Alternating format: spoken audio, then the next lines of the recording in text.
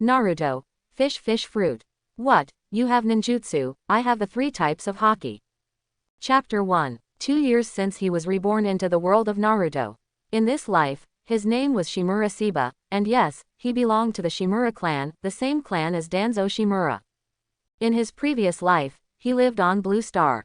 From a young age, he was a poor student who defied his parents, always getting into fights and causing trouble. His parents, at their wits' end, sent him to a Shaolin martial arts school for 7 years to keep him out of mischief. Although the martial arts school taught real skills, the training was so arduous that most people couldn't endure it. Yet, he persevered for 3 years, even participating in several martial arts competitions and winning a few medals. Just as his life was about to begin, he saw someone drowning on his way home to visit his family. He jumped in without hesitation, not realizing he was a poor swimmer himself, and drowned with them. Who would have thought he would transmigrate into Shimura Seba? After 2 years of living here, he had confirmed this was the world of Naruto. He wasn't sure if his luck was good or bad. If he could transmigrate, why not into a powerful bloodline clan like Uchiha, Hyuga, or Senju? Even becoming part of the Sarutobi clan or the Inoshika-cho trio would be much better than his current situation. Regardless of the Shimura clan's strength, Danzo Shimura's character in the manga made people want to slap him.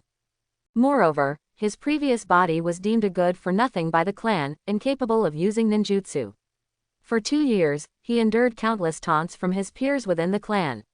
The original body had trained frantically from the age of 4 to avoid ridicule, causing his young body to be unable to bear the burden of training, leading to his death a year later. This allowed his current self to be reborn into this body. Fortunately, Shimura Seba had practiced martial arts from a young age and knew how to recuperate an overtaxed body. After 2 years of conditioning and training, his body had not only recovered but had also become stronger than before. Suddenly, a firelight from outside shone through the window onto Shimura Seba's face. Then, a series of rumbling explosions followed, and he felt a faint tremor underfoot.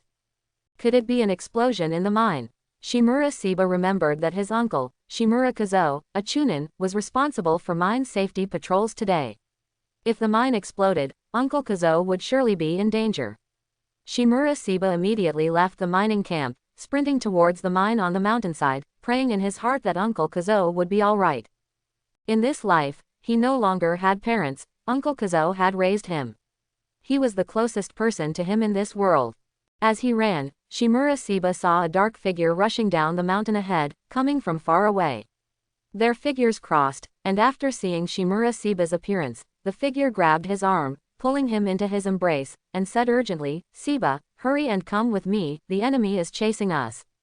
Hearing Uncle Kazo's familiar voice, Shimura Seba's anxious heart finally settled. Then, hearing that an enemy was chasing them, he couldn't help but feel puzzled. This was Ironstone Mountain, the ancestral land of the Shimura clan. Who would dare cause trouble here? Would they even dare to blow up the mining area? The Shimura clan was not to be trifled with. Shimura Seba, held in his uncle's arms, was about to ask what had happened when he felt Uncle Kazo's rapidly running body stiffen, then stumble and fall directly to the ground. Shimura Seba was pinned underneath, his head spinning from the fall. Before Shimura Seba could get up, 2 whooshing sounds in the air indicated something was shot through the air, knowing it was the enemy's kunai or shuriken. Ignoring the pain in his body, he hugged Uncle Kazo and rolled on the ground to dodge the enemy's sneak attack. Shimura Kazo had already reacted. He pushed Shimura Seba away and, in a low voice, ordered, "Seba, hurry to the camp and tell the workers to leave, then go to Ironstone City and ask the clan members for support. I'll buy you time here." Shimura Seba saw that Uncle Kazo's right leg had been pierced by a kunai, and blood was already seeping through his pants. He knew it was impossible for them to escape together. The enemy's figures had already appeared. If he tried to escape now, there might be a slim chance of survival, but his uncle would surely die. Having been in this world for 2 years, was he going to abandon his closest relative just to save his own life? That was absolutely unacceptable. Even if he had to die, he would die before his uncle. Shimura Seba took 2 steps forward, shielding his uncle, his eyes fixed on the 2 figures slowly emerging from the darkness not far away. Shimura Kazo, half kneeling on the ground, anxiously shouted, "Seba, don't act on impulse. Those are 2 chunin, you can't deal with them." It's okay if I die, but you must notify the clan to send people to protect the Ironstone Mountain mining area. Run, quickly. Shimura Seba was unmoved by his words, his heart filled with anger born of the fear of death. Why did he die for being righteous? Why, after being reborn for 2 years as only a 7-year-old child, did he have to face death? The two figures in the darkness ahead stopped, looking with interest at the child and Shimura Kazuo, who was half kneeling on the ground. One slender figure's mocking voice came, "Keep running, seeing you desperately struggle for your lives truly makes me happy." The other person saw Shimura Seba's angry gaze and angrily said, "I don't like this kid's eyes. I'll dig them out later, then kill him." Shimura Kazuo knew he was no match for them, he only hoped to buy time for Shimura Seba to escape. Secretly, he took 2 shuriken from his ninja tool pouch and threw them at the 2 enemies. Then, he formed hand seals and unleashed a wind release, wind blade barrage. A gust of wind rose, and wind blades flew through the air. The slender one leapt onto a tree behind him. The other quickly formed hand seals and shouted, "Earth release, Earth Dragon Bullet." Immediately, a black earth dragon burst from underground, opening its mouth to spit out a dense volley of mud clods that collided with the wind blades, creating hissing sounds. Then, both ninjutsu dissipated after the collision. Shimura Seba wanted to coordinate with his uncle's ninjutsu to take down one enemy first, hoping there might be a slim chance of survival. But then, he heard his uncle's startled cry from behind. He turned around and saw that the slender ninja had appeared beside Shimura Kazuo at some unknown point, and his kunai was already stained with blood. Shimura Kazuo's left arm hung limply, clearly severely injured. Shimura Seba roared in anger and lunged forward, his fury driving him to continuously throw punches, determined to defeat the enemy. However, the slender ninja did not entangle with him. While dodging, he shot several shuriken at Shimura Kazuo, whose mobility was restricted, forcing Shimura Kazuo to dodge with all his might and also causing Shimura Seba to be distracted. However, a voice exclaimed, "Earth release, Fisher." Shimura Seba felt the ground shake, knowing something was wrong, and immediately shielded his uncle. Then, the ground beneath them split and collapsed, and he and Shimura Kazuo were buried by earth and rocks. In the darkness, he felt himself being held in someone's arms. A familiar scent came from the warm chest, the scent of Uncle Shimura Kazuo. Shimura Seba remembered that at that critical moment, his uncle had pulled him into his embrace, filling his heart with gratitude and guilt. An unprecedented rage filled his chest. He hated himself for being too weak, hated the enemies for their ruthless actions, and hated his own powerlessness. Never had he yearned for power as much as he did now, a power that could protect everything he cherished. The flames of anger burned his blood, burned his flesh, burned his bones, and burned his soul. Ang! A deep, resonant roar emanated from Shimura Seba's chest. A powerful force filled his body. Shimura Seba hugged Uncle Kazuo back, punched through the earth and rocks in front of him, and leapt out. The 2 ninja were surprised to see them escape in an instant. But when Shimura Seba emerged from the dust again, in the moonlight, a boy with 2 horns on his head, his clothes torn, revealing a muscular chest, and patterns resembling dragon scales covering his left chest and arm. When Shimura Seba came before the 2 ninja again, he stopped. His eyes, radiating anger, slowly spoke, "It is your honor to die by my power. Please remember, this power is called the fish fruit, mythical zone, azure dragon." Both ninja were surprised but didn't dwell on it. Facing an already injured Chunin and a child who couldn't use ninjutsu, even if that child had a transformation-like ability, it wouldn't change the outcome of them dying here tonight. However, intelligence is paramount in battles between ninja, so they needed to further probe the child's transformation ability. The 2 ninja exchanged glances, their years of working together on missions giving them a tacit understanding of what to do next. The ninja using earth release casually threw 2 kunai, his eyes fixed on Shimura Seba with an icy coldness. Anger awakened Shimura Seba's devil fruit power, but it didn't make him lose his mind. Standing in front of Uncle Haizu, Shimura Seba dared not dodge the incoming kunai and could only take them head-on. With 2 puffs, the 2 kunai embedded themselves in Shimura Seba's thigh and shoulder respectively. Then, Shimura Seba felt something strange under his feet. The thin ninja leapt out from beneath him, his kunai slashing towards his throat. Shimura Seba's muscles tensed. The moment the thin ninja appeared, he lunged forward, grabbing the hand holding the kunai with both hands, then twisting his waist and body, using the momentum of his spin to execute an over-the-shoulder throw, slamming the thin ninja to the ground. He then freed one hand, forming it into an eagle claw, like a soaring eagle striking, and directly pierced the thin ninja's chest. The thin ninja's face was filled with unwillingness. He wanted to do something but was powerless, only blood continuously flowed from his nose and mouth. Seeing that he had used himself as bait to take down the ninja skilled in assassination and sneak attacks first, Shimurasiba breathed a sigh of relief, finally able to concentrate on dealing with the Earth Release Ninja. The Earth Release Ninja was shocked to see his companion dealt with in a flash, but even more so, he was filled with anger. He had originally planned to feign an attack to create an assassination opportunity for his teammate, but he hadn't expected it to be so easily thwarted by that transforming kid.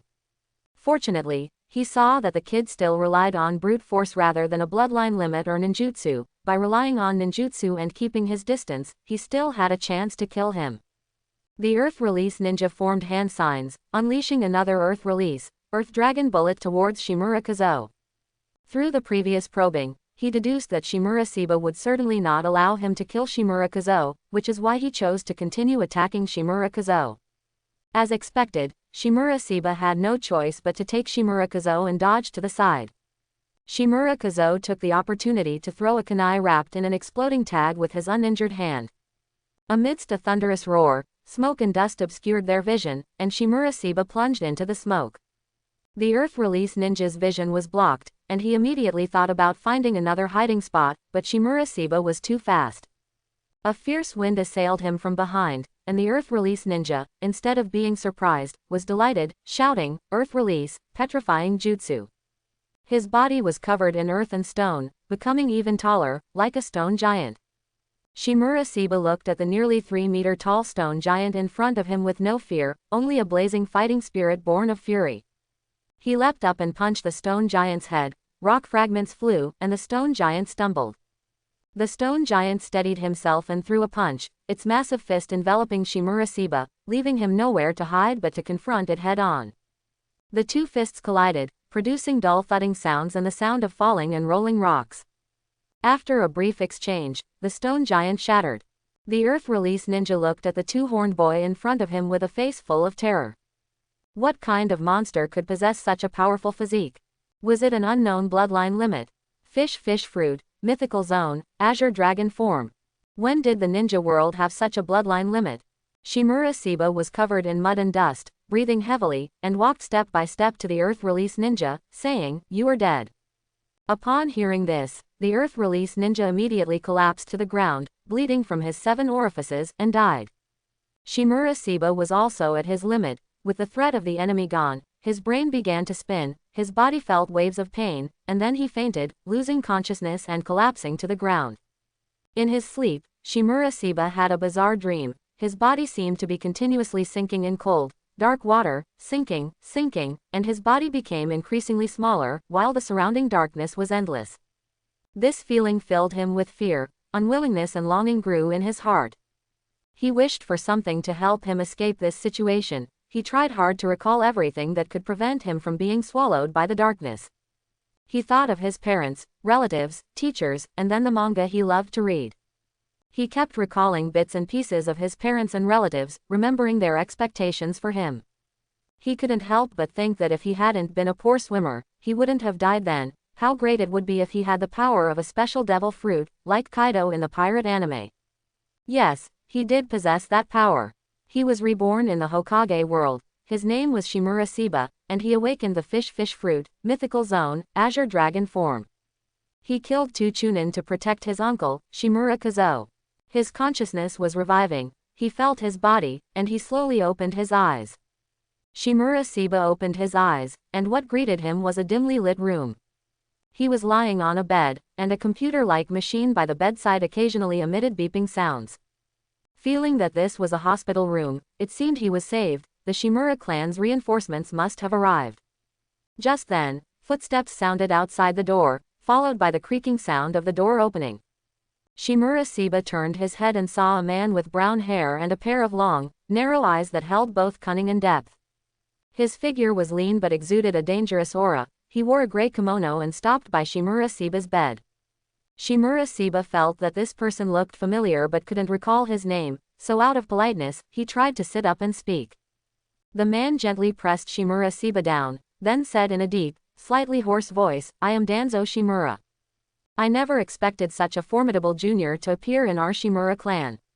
Shimura Seba immediately replied, "Lord Danzo, hello. How are things on Ironstone Mountain? Is uncle doing well?" At the mention of Ironstone Mountain, Danzo's face darkened. Ironstone Mountain is fine, and Haizu is also unharmed, currently receiving treatment in Tishi City, Ironstone City. You have now been brought by me to the Konoha route base. After a couple of days, once we confirm you're alright, you'll stay in Konoha. As a genius of our Shimura clan, it's time to let the village know the strength of our Shimura clan's new generation. Shimura Seba heard the unquestionable tone in Danzo's words and knew he couldn't change the decisions made by the Shimura clan's leader. Since uncle was fine, he would stay in Konoha and visit uncle in Tishi City, Ironstone City, when he had the chance later. Danzo chatted with Shimura Seba for a while longer, and it was clear that Danzo held Shimura Seba in high regard. In their conversation, he spoke about the current situation of the Shimura clan and its members, specifically mentioning Shimura Seba's parents, praising them for dying in battle for the village. He also said that Shimura Seba was a descendant of heroes and the pride of the Shimura clan. After Danzo left, Shimura Seba truly couldn't reconcile the man he had just met with the Danzo who represented Konoha's darkness in the manga. If it were according to Danzo's character in the manga, Shimura Seba felt he would definitely have the tongue-slitting curse mark placed on him by Danzo and become a member of Konoha's route. He hadn't expected Danzo to actually plan on sending him to the Konoha Ninja Academy to study, and moreover, he told Shimura Seba not to worry about not being able to use ninjutsu, as he would find a powerful taijutsu ninja to train his taijutsu. He believed that with Shimura Seba's transformation ability, which could strengthen his physical body, combined with powerful taijutsu, he would definitely shine brightly in Konoha. Today was Shimura Seba's first day at the Ninja Academy, and also his first time seeing the real Konoha village. The Konoha village in the manga was very large, but that was the Konoha village after the Third Great Ninja War. It was now the 41st year of Konoha, 4 years since the end of the Second Great Ninja War. 4 years had allowed Konoha to shake off the shadow of war, shops lined the streets, and pedestrians wore smiles. Looking at the Hokage rock in the distance, the giant stone statues of the first Hokage Hashirama, the second Hokage Tobirama, and the third Hokage Hiruzen were gilded with a layer of gold by the morning sun. Shimura Seba walked through the streets of Konoha with the backpack Danzo had prepared for him. His body was taller and more robust than half a month ago, a change he knew must have come from awakening his devil fruit. Moreover, 10 days ago, after Shimura Seba woke up, he felt extremely hungry, and that day he ate a full 10 servings of food. Afterward, he felt his weak body rapidly recovering, and his spirits also lifted. This reminded him of the ability Life Return. If not for Danzo's prohibition, he would have wanted to attend Konoha Academy that very day. He was then observed at the route base for 10 days before Danzo allowed him to leave route. Shimura Seba knew that Danzo had extracted his hair, blood, and other samples for research under the guise of observing his body, but he didn't care. His power and a ninja's power were two completely different systems, and without other devil fruit ability users as a reference, it could only prove his uniqueness and specialness. In the past few days, to cooperate with Danzo, Shimura Seba had also roughly figured out his current abilities. First was the powerful physical strength brought by awakening his devil fruit ability, and then there was that abnormal recovery ability similar to Life Return. He had also basically mastered the devil fruit's abilities, which were human beast form, and human beast form. In his human form, Shimura Seba possessed several times the strength and agility of an ordinary person. Upon entering beast form, he would transform into a 5-meter-long azure dragon. This form possessed even greater strength, but he was not yet familiar with this form, unable to control it freely, nor could he use heat breath or control natural disaster-level powers. As for the human beast form, it combined the agility of the human form with the strength of the beast form, and could also use all the abilities of the beast form. Soon, Shimura Seba arrived at the Ninja Academy's entrance, showed the admission certificate issued by Danzo to the guard, and was led by the guard to the Ninja Academy's principal's office. The guard left, and Shimura Seba gently knocked on the door, hearing a loud, "Come in," from inside. Shimura Seba pushed the door open and saw a small table in the cramped office. next to which was a large armchair, where a plump middle-aged man was leaning back, eating a pastry. Recognizing this person as Akamichi Torafu, whom Danzo had mentioned, Shimura Seba respectfully greeted him. "Greetings, sir. I am Shimura Seba of the Shimura clan, please guide me." Akamichi Torafu, eating his pastry, sized him up for a moment. "You're a good lad, very sturdy. It would be even better if you were a bit fatter. Danzo told me about you. Just go report to the 3rd grade, I've already made arrangements."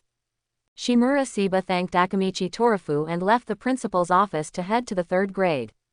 Classes had already begun at the academy. Shimura Seba arrived at the 3rd grade classroom door, about to knock, when he saw the classroom door suddenly open, and 2 small boys walked out.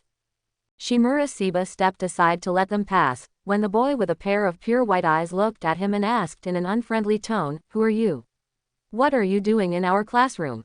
"I'm here for school, my first day to report," Shimura Seba replied with a smile, looking at the boy's Byakugan. The other boy with black hair glanced at the Byakugan boy beside him and said, "You're such a busybody." With that, he walked out of the classroom and leaned against the wall, his eyes fixed on the Byakugan boy in a provocative manner. The Byakugan boy snorted coldly and walked to the other side of the door, standing on one side of the door with the black-haired boy, like 2 gatekeepers. "You must be Shimura Seba, right? Come on in. It's your first day of school today, so how about you introduce yourself to your classmates first?" said the young man with long silver hair on the podium. Before coming, Danzo had already briefed Shimura Seba on the basic situation of the academy, so he knew that the speaker was Kato Chiba, the teacher of Class 2, a very experienced teacher. Shimura Seba first greeted the teacher, then gave a simple self-introduction to his classmates. As soon as he finished introducing himself, he heard someone below the podium say, "Isn't Shimura Seba a good-for-nothing from the Shimura clan? I heard you can't even use ninjutsu, so you probably won't be able to graduate and become a ninja here." Before Shimura Seba could speak, Kato Chiba first shouted, "Sarutobi no, get out and stand with Uchiha Teka and Hyuga aim as punishment." The still childish Sarutobi no reluctantly agreed, slowly walking out of the classroom, his actions causing the whole class to burst into laughter. "Don't listen to him. As long as you study hard, even if you only rely on taijutsu, you can become an excellent ninja. Go sit in the back row, that will be your seat from now on." Kato Chiba patted Shimura Seba's shoulder, who was about the same height as him, and looked into Shimura Seba's eyes with a serious expression, full of encouragement.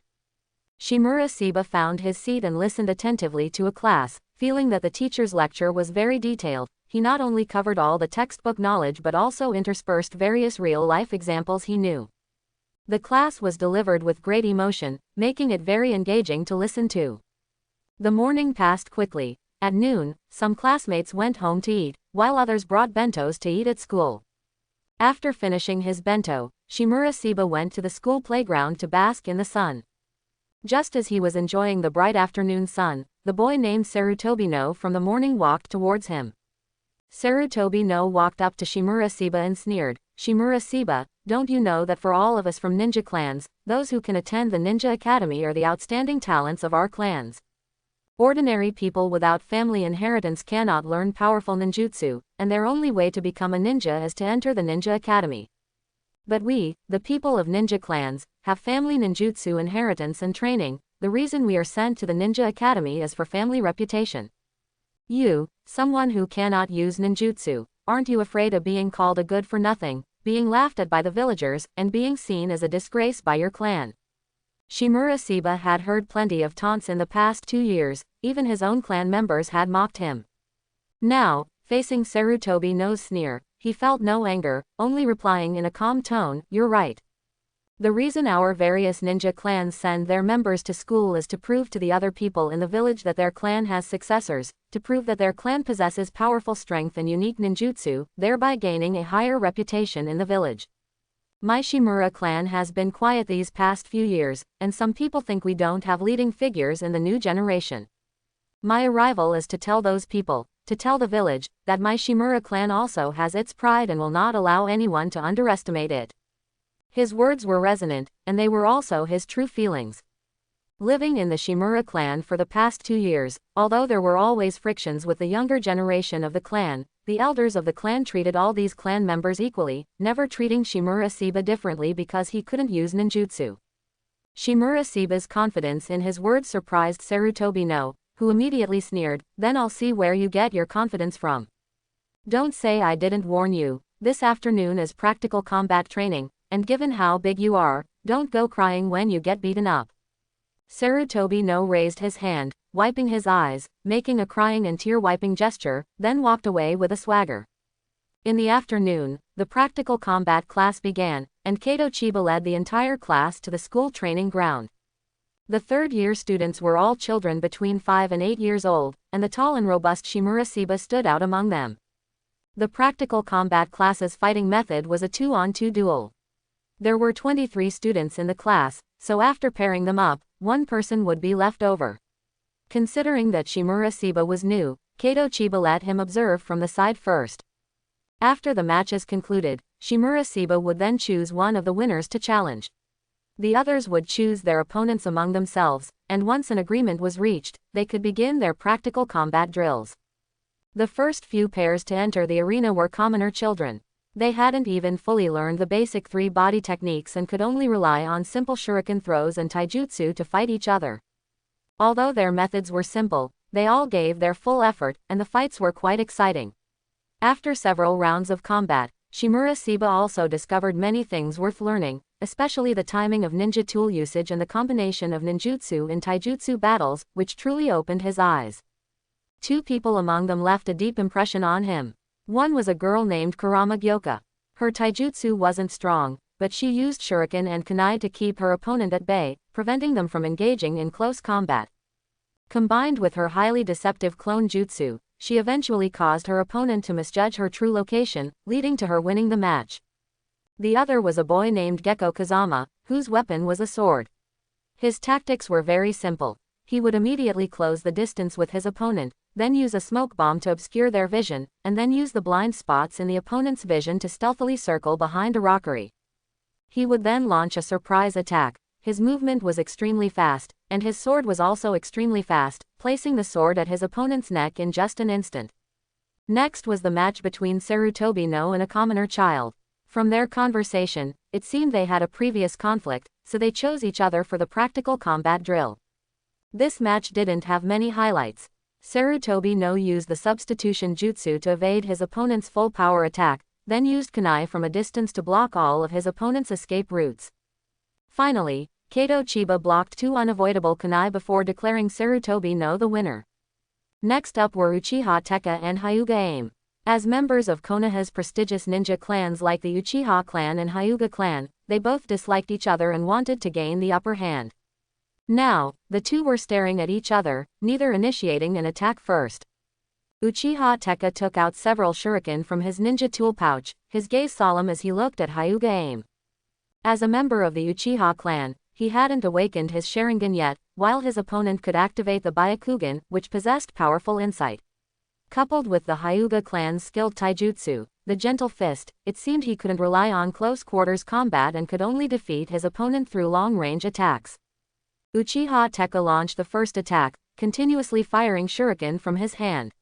However, not all of his shuriken were aimed directly at Hyuga Aim. Some were fast, some were slow, some shot towards Hyuga Aim, and some shot into the air. Just as the first 2 shuriken were dodged by Hyuga Aim, several ding-ding sounds of metal clashing echoed in the air. The shuriken that had gone astray in midair collided with each other and shot towards Hyuga Aim at tricky angles. Hyuga Aim curled his lips into a sneer, his facial veins bulging as his Byakugan activated, easily avoiding the shuriken's strikes. He then casually threw 2 kunai to interrupt Uchiha Tekka's attack rhythm, then lunged forward, intending to close in on Uchiha Tekka. Uchiha Tekka dodged the kunai attack and fired several more shuriken, forcing Hyuga Aim to retreat to the corner of the wall. Seeing his chance, he formed hand signs and exhaled a dozen fireballs from his mouth. It was the fire release, Phoenix Sage fire technique. Hyuga Aim had no room to dodge, and the flames exploded, engulfing him. Everyone watching gasped in surprise. Kato Chiba had a momentary thought to stop the fight, but he seemed to discover something and chose to continue observing.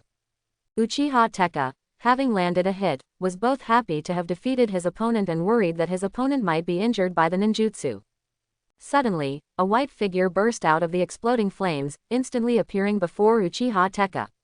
Before Uchiha Tekka could react, he unleashed 12 consecutive palms. It was the Hyuga family's 8 trigrams 12 palms. Looking at Uchiha Tekka, who was injured by the gentle fist and half kneeling on the ground, Hyuga Aim sneered, "As a member of the Uchiha clan, you lack the conviction to fight for your clan's honor. Someone like you is not worthy of being my opponent." Uchiha Tekka's face turned red with anger.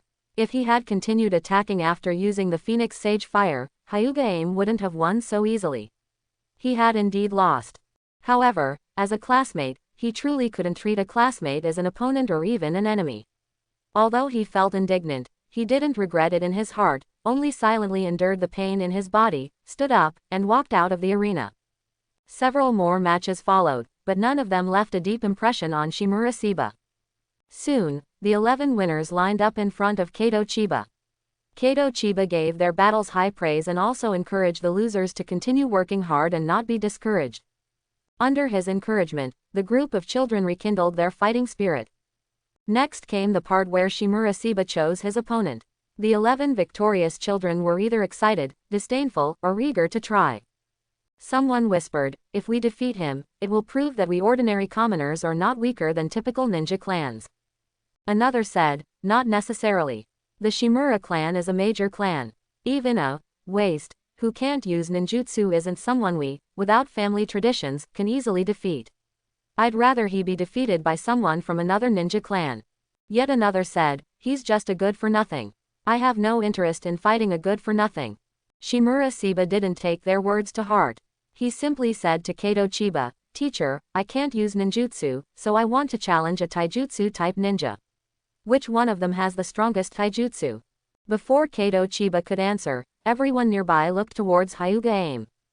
Hyuga Aim glanced at Shimura Shiba indifferently, his tone still arrogant. "Someone like you will never understand how vast the difference is between us.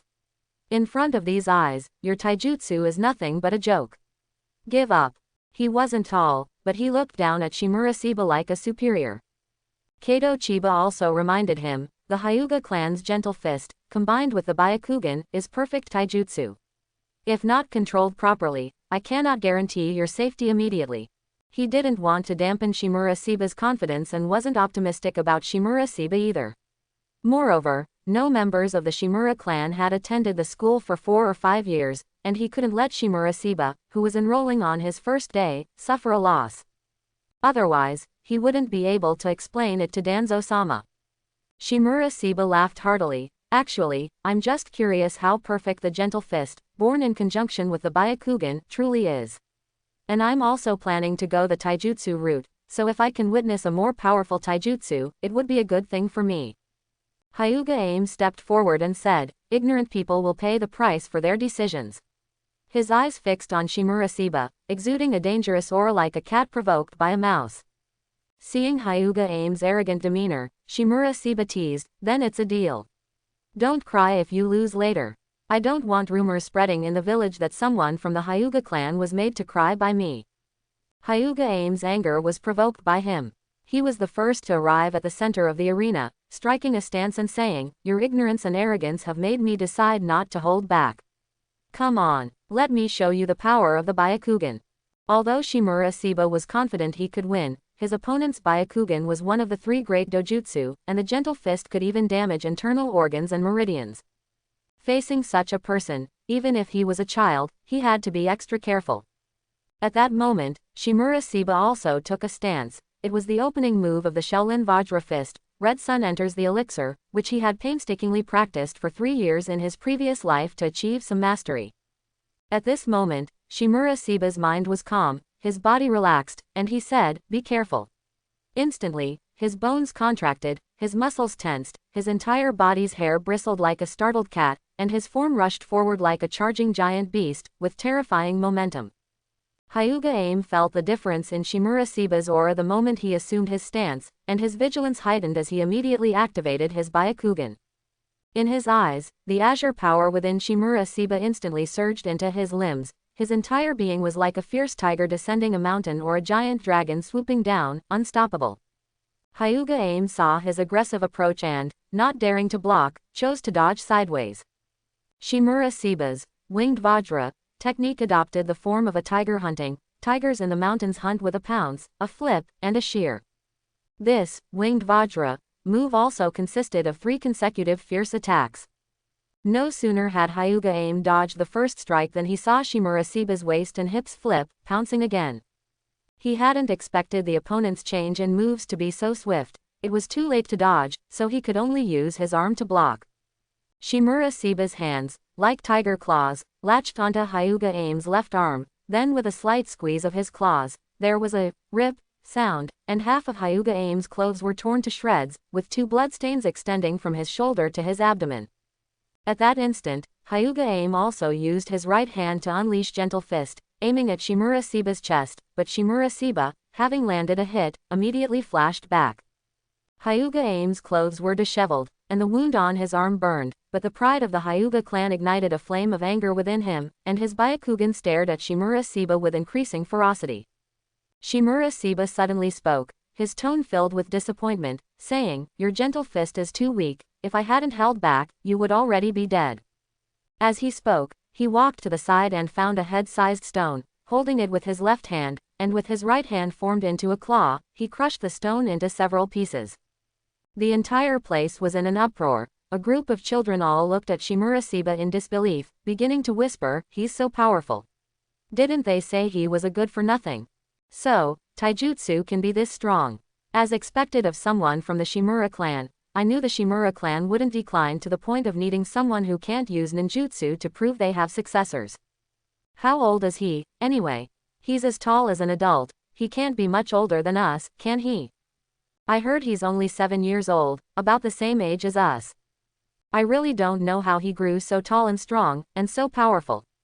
Kato Chiba was also shocked. He knew that the person the Shimura clan sent to school definitely wasn't a good-for-nothing, but he hadn't expected him to be so strong. That was the Hyuga clan, which possessed a bloodline limit. Although shocked, he didn't forget his responsibility. Seeing Hyuga Aim's disheveled appearance, unwilling to accept defeat, he immediately spoke up to remind them, "This combat drill is over. I hope you all have recognized your shortcomings during this drill and will strengthen your training in the future. Ninja do not fear difficulties, they only find ways to overcome them. Everyone, keep up the good work."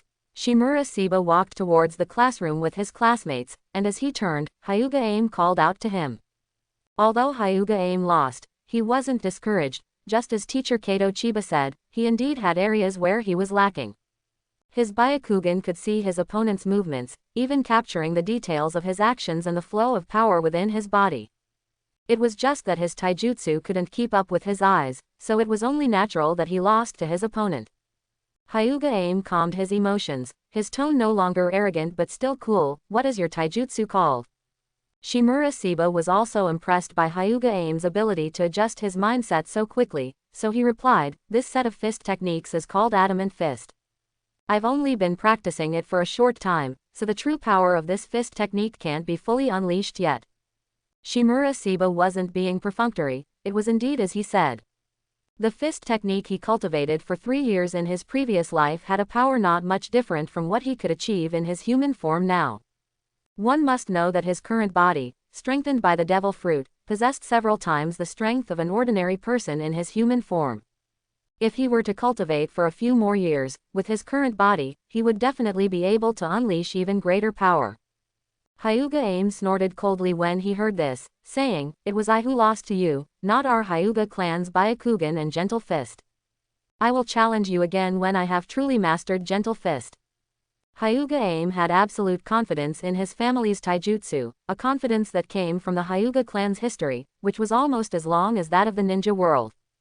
A family that could be passed down for so long and grow stronger naturally had its pride and heritage. "Hey, you two, hurry up. What, have you developed feelings for each other after fighting? Or do you feel like the fight wasn't satisfying enough and want to compare again?" Sarutobi no stood at the classroom door, shouting loudly at the two. Shimura Seba and Hyuga Aim stopped talking and walked back to the classroom. However, Hyuga Aim walked faster, rushing to get ahead of Shimurasiba and entering the classroom before him. Shimurasiba secretly spat, cursing in his heart, "This kid is really annoying."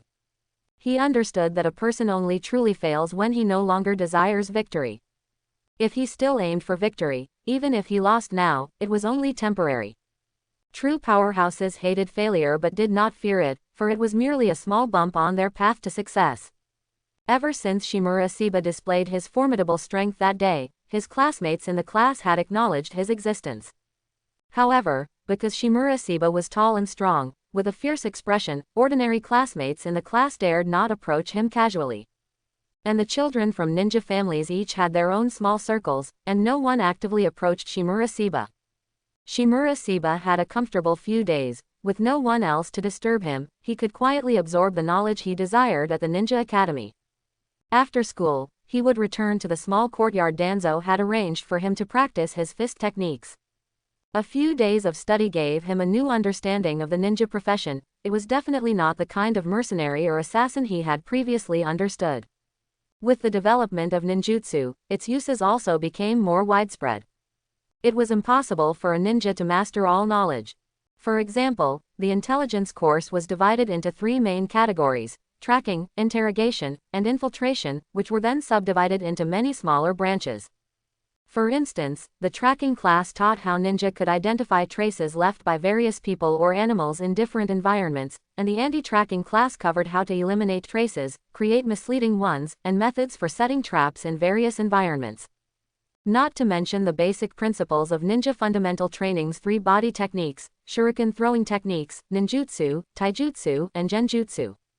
The knowledge in the school opened Shimurasiba's eyes, forcing him, who disliked studying, to study diligently. After all, in this dangerous ninja world, various dangers emerged endlessly. Even a figure like second Hokage Senju Tobarama could fall into an ambush, and a powerful humanoid like Third Raikage was forced to fight against tens of thousands of ninja. As a ninja, if one did not possess power beyond the cage level, it was better to learn more knowledge to prevent being ambushed by others one day. Fortunately, the Ninja Academy was divided into 4 grades, and one could only graduate after mastering shuriken throwing techniques, 3 body techniques, taijutsu, and passing the basic theoretical exam. Shimurasiba did not need to study taijutsu and ninjutsu at school. He only needed to learn shuriken throwing and basic theoretical classes, with the basic theoretical class being the main focus of his study. This morning, he arrived at class on time as usual. Since teacher Kato Chiba hadn't arrived yet, the classroom was in an uproar. Shimurasiba inadvertently heard that most of them seemed to be discussing one thing, a topic about Kakashi, whom Shimurasiba was familiar with. Before Shimurasiba could ask other classmates, teacher Kato Chiba had already arrived, and the entire class instantly quieted down. Finally, when noon dismissal arrived, the classroom immediately became lively. Shimurasiba also asked Kurama Gyoka, who was taking out her bento next to him, what happened to the Kakashi they're talking about? Why are so many people paying attention to him? Kurama Gyoka, while taking out her rice balls, turned her head and looked at Shimurasiba with a pair of bright gray eyes, saying that Kakashi applied for early graduation. Since its establishment, the Ninja Academy accepts children aged 3 to 10 each year, who must pass an assessment to be admitted. The curriculum is a 4-year system, but most children sent by ninja clans graduate early. After all, they are guided by elders within their clans from a young age, laying a solid foundation. However, they usually only graduate 1 or 2 years early. Very few, like Kakashi, apply for graduation after only 1 year at the Ninja Academy, and Kakashi is only 5 years old now. Even the legendary Sannin only graduated from the Ninja Academy at 6 years old. Kakashi's early graduation caused quite a stir at the academy, but it had no impact on Shimurasiba. With Shimurasiba's strength, becoming a Chunin would be more than enough. However, Shimurasiba planned to apply for graduation only after completing all the basic theoretical courses, but he was not in a hurry, always balancing his studies and training with a combination of work and rest. After school, Shimurasiba returned to his small courtyard. The courtyard was in the northwest corner of the village, where very few people lived, making it suitable for his daily training. Shimurasiba's daily training took place in his own small courtyard, which contained his self-made training equipment. The most striking feature was a large iron frame erected in the courtyard, from which hung 4 iron balls the size of human heads. This was one of the basic exercises required for his adamantite fist training, the sandbag exercise. Due to his special physique, ordinary sandbags held little meaning for him. So, he replaced them with hollow iron balls filled with sand, striking them persistently every day. Now, he could simultaneously strike 4 iron balls with both fists, shoulders, and elbows without getting flustered by the rebounding iron balls. After a while, when his practice became more proficient, he could add 2 more iron balls, and it would only be considered a minor accomplishment when he could simultaneously strike 10 iron balls. The above describes fixed stance practice. Further, he needed to practice dynamic striking, which involved jumping around and striking with his fists, using his feet, knees, shoulders, and other body parts to assist the strike where his fists could not reach. Such training would make his entire body light and agile, and it would only be considered a major accomplishment when his punches could reach all around his body, front, back, left, and right, without exception. After returning home, Shimura Seba began his training time, starting with warm-up activities like push-ups and frog jumps. Then, he stood in a horse stance in the center of the courtyard, with a solid iron ball the size of a large sea bowl in front of him. The surface of the iron ball was very smooth, and his right palm just covered half of the iron ball. Then, he used his fingers to grasp the iron ball with force, slowly lifting it to shoulder height, then releasing his right hand while his left hand immediately caught the iron ball before it hit the ground. Repeating this 1,000 times daily, until the iron ball never touched the ground, would complete the first step. Next, he would need to apply grease to the surface of the iron ball and repeat the exercise 1,000 times daily without the iron ball dropping for it to be considered a major accomplishment. If an ordinary person reached this stage, their finger strength could almost crush stone into powder, let alone Shimura Seba, who possessed the power of a devil fruit. Next came the sandbag exercise and adamantite strength. The sandbag exercise primarily corresponded to the striking methods of the adamantite fist, emphasizing rigidity, speed, quickness, and ruthlessness.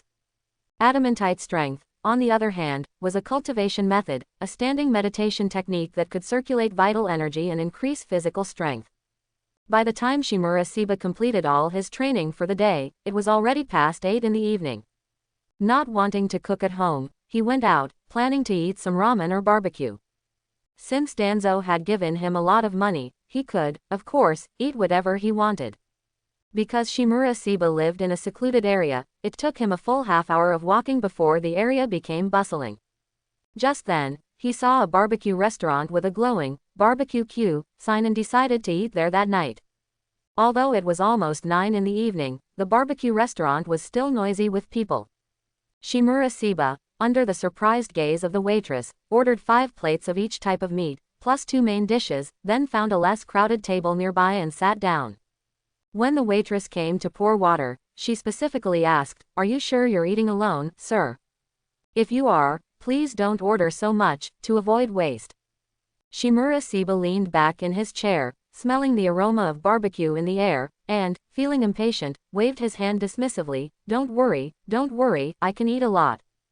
Hurry and bring me the meat, I'm starving." The waitress then left, half believing, half doubting. As Shimura Seba ate his barbecue, he heard bursts of laughter and congratulations, which piqued his curiosity. Just as he was about to lean in to listen, he saw the barbecue restaurant door open. A boy with thick hair, bushy eyebrows, large eyes, and wearing a green jumpsuit walked in. Behind him followed another boy and a girl. Shimura Seba recognized the boy who opened the door as Might Guy at a glance. This was the one many in his previous life called Guy-sama. Might Guy and the other 2 went straight to a private room. However, less than 20 minutes later, Might Guy emerged, looking dejected. As he walked, he muttered, "As punishment for my failure, I'll go back and do 500 push-ups and 500 sit-ups. Guy, wait for Asuma and me." A clear voice from the girl behind Might Guy called out. The girl and boy he had seen earlier followed closely behind. Shimura Seba had almost finished eating by then. On the table before him, the empty plates were piled high in 3 small mountains, and he was leaning back in his chair, contentedly burping. Hearing the girl's words, he immediately guessed who the 2 were. The girl had beautiful ruby-like eyes, so she must be Kurenai Yuhi, and the boy was definitely Asuma Sarutobi. Might Guy stopped in the aisle next to Shimura Seba, waiting for the other two. As Asuma Sarutobi and Kurenai Yuhi walked over, they happened to catch Shimura Seba's gaze. Asuma Sarutobi stopped and looked at Shimura Seba, saying, "You are Shimura Seba." "You know me," Shimura Seba replied. Asuma Sarutobi said, "My younger brother, Sarutobi no, mentioned you, and the old man also brought you up. He said that even though you can't use ninjutsu, you are the most talented genius of the Shimura clan in this generation." He hadn't expected his existence to be noticed by Hiruzen Sarutobi, the Hokage. It seemed the third Hokage paid close attention to the Shimura clan. "You also can't use ninjutsu. Then why are you called a genius?" Might Guy, standing nearby, suddenly asked excitedly. Shimura Seba saw Might Guy's eager expression, wanting an answer, and couldn't help but smile, saying, "Although I can't use ninjutsu, I also possess special powers and my taijutsu is very strong." Might Guy's eyes lit up at this, and he exclaimed loudly, "I also can't use ninjutsu, but I believe I, who can only use taijutsu, will definitely become very strong. Since we are so similar, please fight me. Let our youth burn." Shimura Seba's expression turned grim. He knew well that being entangled with Might Guy was a terrible thing, as his relentless challenges were truly tormenting. But how could he refuse him without getting stuck with him? Before Shimura Seba could think of a reply, Kurenai Yuhi, standing nearby, said, "Guy, you just lost rock paper scissors to Kakashi, didn't you say you were going to punish yourself?" Might Guy slapped his forehead and shouted, "I'm going to do 500 push-ups and 500 squats right now. Kakashi, don't think you can shake me off just because you graduated early, wait for my challenge." As he spoke, he vanished like a blur. Shimura Seba gave Kurenai Yuhi a grateful smile for helping him out, saying, "Thank you." Asuma Sarutobi then continued where Might Guy had interrupted him, saying, "There's something I wanted to ask of you. What is it that you need my help with? Tell me about it." Shimura Seba hadn't expected the Hokage's son to have anything to ask of him. Asuma Sarutobi said, "This year, my class, including Yuhi and me, are all supposed to graduate, and my younger brother, Sarutobi no, has said more than once that he wants to graduate with me. Plus, with Kakashi graduating early today, Sarutobi no has been even more insistent." He sighed, then continued, "I hope you can help me deal with him, to let that kid know that his current strength isn't enough to become a true ninja." Shimura Seba didn't want to agree to this, he wasn't a teacher. So, he demurred, "I can't handle Sarutobi no, it would be better if you handled him yourself." Asuma Sarutobi knew that making such a request upon first meeting, when they weren't yet familiar, was impolite. But to ensure Sarutobi no graduated a bit later, giving him more time to grow, he still said, "I know about your incident at Ironstone Mountain, this matter isn't difficult for you. Also, I can arrange for Might Guy to guide your taijutsu. What do you think?" Shimura Seba didn't hesitate, immediately agreeing to Asuma Sarutobi's request. He had been looking for someone to spar with for a while, but few people his age could match him. Most importantly, he knew too few people in Konoha. Even if he knew there were some powerful individuals in other ninja clans, he didn't dare to challenge them. It wouldn't be good if he was mistaken for provoking them. With Might Guy to guide him, a surge of excitement welled up in his heart. That was a taijutsu master capable of opening the 8 inner gates, his taijutsu should be the strongest in Konoha. Bidding farewell to Asuma Sarutobi and Kurenai Yuhi, Shimura Seba wasn't in a hurry to go home. Since tomorrow was a holiday, Danzo had sent word for him to visit Root's secret base in the village. So, he bought some pastries and desserts in the commercial district as a gift for Danzo, as a token of gratitude for Danzo's care during this time. In fact, to this day, Shimura Seba held no ill will towards Danzo. He even felt that as a patriarch, Danzo had been good to the Shimura clan and to him personally. At least after the ravages of war, the orphans of the Shimura clan were well cared for by the clan, and children with ninja potential were assigned to clan members for training. Even children like Shimura Seba, who couldn't use ninjutsu, received regular living expenses and supplies each month. Ever since Shimura Seba came to Konoha, Danzo had arranged all his daily affairs meticulously. Aside from school, Shimura Seba only needed to cook his own meals. Danzo even promised to find him a powerful instructor. The next morning, sunlight streamed into the room through the window. Shimura Seba finished his ablutions and left with the prepared gifts. As he walked towards Root's secret base, he noticed that Konoha today was a little different from usual. There were fewer pedestrians on the streets than usual, and as he passed some people, he would vaguely hear them whispering. Shimura Seba listened carefully for a while before he learned that ninja from Hidden Cloud Village were coming to Konoha for talks today. Since the Second Great Ninja War, Konoha and Kumogakure had experienced intermittent friction at the borders and during missions, but both sides had managed to exercise restraint. It wasn't until last year that Kumogakure secretly plotted to kidnap the Nine-Tails Jinchuriki from Konoha. Although Kushina Uzumaki was rescued by Minato Namikaze, the friction between Konoha and Kumogakure intensified. Not only did small-scale battles occur in the border regions, but missions were also fiercely contested. If they couldn't be stolen, they were secretly sabotaged. If this trend continued, the friction between the two sides would surely escalate further and might eventually develop into full-scale war. Therefore, the village also attached great importance to Kumogakure's visit, even having Orochimaru, one of the Sannin, suspend his missions to represent the third Hokage in negotiations with the Kumogakure envoys. Shimura Seba wasn't very concerned about these negotiations. He knew that some results would definitely be achieved, as the Third Great Ninja War was still 5 or 6 years away. Soon, he arrived at Root's secret base, which was a small ninja tool shop. A large counter almost filled half the room, and behind the counter was a rocking chair where a young man lay with his eyes closed, letting the morning light fall upon him. "Hello, excuse me, I am Shimura Seba. May I ask if you are Lu Yun-san?" Shimura Seba lightly tapped the counter and asked. "It's me. I didn't expect you to come so early, I thought you'd arrive a bit later." Lu Yun stretched and then slowly sat up. Shimura Seba placed the gift for Danzo on the counter and said, "Please give this to Lord Danzo for me. I wonder if Lord Danzo has any instructions for me here." Lu Yun took the gift and placed it under the counter, then said, "You've probably heard that Kumogakure will be visiting our village today. Kumogakure's main purpose this time is to discuss mission allocation between our two villages, as well as solutions for the friction occurring in the border regions.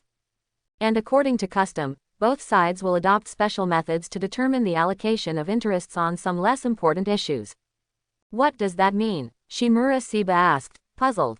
Lu Yun explained, "For example, the amount of commission distribution rights obtained when both sides cooperate on missions, or the number of missions performed within the other's territory. Although neither side can truly restrict the other on these issues, as long as the contract is favorable to one's own side, then in the event of a problem, the advantageous side can have more room for maneuver." "So, how exactly is it decided?" Shimura Seba continued to ask. Lu Yun tapped the table and said, "It's simple. Both sides will send 3 genin to challenge each other, best 2 out of 3 wins. However, in the past, such matters were usually handled by excellent children selected from the various ninja clans in the village. For example, the previous 3-person team duel involved the Ino Shika Cho trio, and the time with Iwagakure involved the Aburame clan against the Mizu clan." Lu Yun cleared his throat and continued, "This time, Lord Danzo wants you to participate and asked me to inquire if you are confident in winning one match." Shimura Seba instantly understood that Danzo wanted him to defeat his opponent, which would not only help Konoha secure a victory but also let the various factions in the village know that the Shimura clan had a successor. This matter also had many benefits for him personally.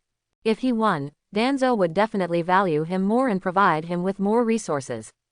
And the village would also value him more because of his potential, as, from his memories, the Third Great Ninja War was only a few years away. With Danzo's route and the village's pay attention to, Shimura Seba would most likely not be drawn into dangerous battlefields. With a plan in mind, Shimura Seba immediately agreed. He had absolute confidence in his strength. After this period of training and exploration, if he were to face those 2 Chunin on Shiti Mountain again, he would definitely be able to kill them at the cost of only minor injuries to himself. "I hope you won't be careless. As a ninja, you must never let your guard down before achieving mission success." Lu Yun, seeing Shimura Seba's confident look, couldn't help but remind him, then added, "You can go back first, your competition will probably be tomorrow. I still need to report the situation to Lord Danzo." After Shimura Seba left, he aimlessly wandered around the village. It was already noon, and he happened to arrive in front of Ichiraku Ramen, so he went in and ate 3 large bowls of tonkatsu ramen. As he came out, he turned around to wave goodbye to Tsuki-san, not wanting to bump into anyone. Shimura Siba turned his head and saw a boy a head shorter than him glaring at him, loudly shouting, don't you watch where you're going? Apologize to me quickly, otherwise, HMPH. Troy, this is Konoha. You're not allowed to cause trouble here. A fair-skinned girl with short blonde hair suddenly stepped forward and pulled the boy named Troy aside, then said to Shimura Siba, I apologize, my companion was also in the wrong, please forgive us. Troy broke free from the girl's hand, crossed his arms, and said, Samui, why are you telling me what to do? Be careful, I'll settle scores with you when we get back. Shimura Siba saw that the two were wearing Kumogakure headbands and knew they were part of the Kumogakure delegation. Not wanting to get entangled with them, he prepared to leave. Suddenly, a familiar voice came from nearby, you two are Kumogakure ninja, aren't you? So what if I bumped into you? What, do you want to fight? Looking in the direction of the voice, the person who arrived was none other than Sarutobi no, slowly walking with his hands in his pockets. Troy didn't expect a child to dare speak to him like that, so he decided to teach him a lesson. His right hand slowly reached into his ninja tool pouch, and then a shuriken instantly shot out. The distance was very close, and Sarutobi no reacted too slowly, getting stabbed in the shoulder by the shuriken. Fortunately, the stab wasn't deep, Troy must have held back. Sarutobi no winced in pain, pulled out the shuriken, and glared ahead, saying, you dared to ambush me. I'm going to kill you. Sarutobi no, with his left shoulder injured, took out a kunai with his right hand and was about to charge forward desperately. Troy also didn't show weakness and rushed towards Sarutobi no. Both knew this was a commercial district and didn't dare to casually throw shuriken, only using taijutsu to engage in close combat. However, Sarutobi no was already inferior to Troy, and with his left shoulder injured, they only exchanged one blow before Sarutobi no took a punch to the face, followed by a kick to the stomach. Seeing Sarutobi no at a disadvantage, Shimura Siba immediately stepped forward and blocked Troy's punch. Troy, relentless, threw another punch, but Shimura Siba's left hand vibrated, coiling around Troy's shoulder like a snake. Then, with a lift and a press on his shoulder, a crisp snap was heard, and Troy's right shoulder went limp like a noodle. Feeling pain in his right shoulder, Troy rapidly retreated, looking at Shimura Siba with Samui, both their faces grim as if facing a formidable enemy. Shimura Siba helped up the deeply shamed Sarutobi no, then gave Troy a cold look and was about to leave. Samui sternly shouted, stop. You can't just leave like that. Although my companion was in the wrong first, you crippled his arm, and you must give me an explanation. A fine explanation indeed. You were the ones who attacked first, so shouldn't I be allowed to teach him a lesson? Shimura Siba felt speechless. They were in the wrong first, yet they dared to turn the tables. Samui, not to be outdone, said, your people only suffered superficial injuries, but Troy's right arm is severely hurt. She saw Troy's face covered in cold sweat from the pain, his right arm hanging as if broken, which made her even angrier, so she said in a threatening tone, aren't you afraid this incident will affect the talks between our two villages? This indeed stumped Shimura Siba, a conflict occurring in the village on the first day of Kumogakure's visit to Konoha. Regardless of who was right or wrong, Konoha, as the host, would certainly be seen as lacking in hospitality. This leverage could not fall into their hands. All right, come over here. I'll fix your shoulder for you, Shimura Siba said, pointing at Troy. Samui and Troy exchanged glances, and Samui gestured for Troy to approach. Troy cautiously watched Shimura Siba as he slowly walked forward. Shimura Siba held Sarutobi no in place, warning him with his eyes not to speak out of turn. Then he stepped forward, placing one hand on his shoulder and grabbing Troy's arm with the other, shaking it slightly. After hearing a faint clicking sound from the joint, Shimura Siba slapped Troy's shoulder and said, there, it's done. Troy nearly stumbled from the slap, but he endured the pain in his shoulder and slowly raised his arm, gently moving it. As the pain lessened, his arm also became more flexible. Shimura Siba ignored the two of them, turning and leaving with Sarutobi no. On the way, Sarutobi no said, that brat is truly despicable, daring to fight us in our own village. This time, I was unlucky, but once I graduate, if I ever encounter those Kumogakure fools, I'll definitely make them pay. It's a good thing your subordinate held back, otherwise, you wouldn't have just superficial injuries. If you want to deal with Troy, you still need to work hard, otherwise, you still won't be able to beat him. Shimura Seba remembered his promise to Asuma Sarutobi and took the opportunity to make Sarutobi no realize his shortcomings.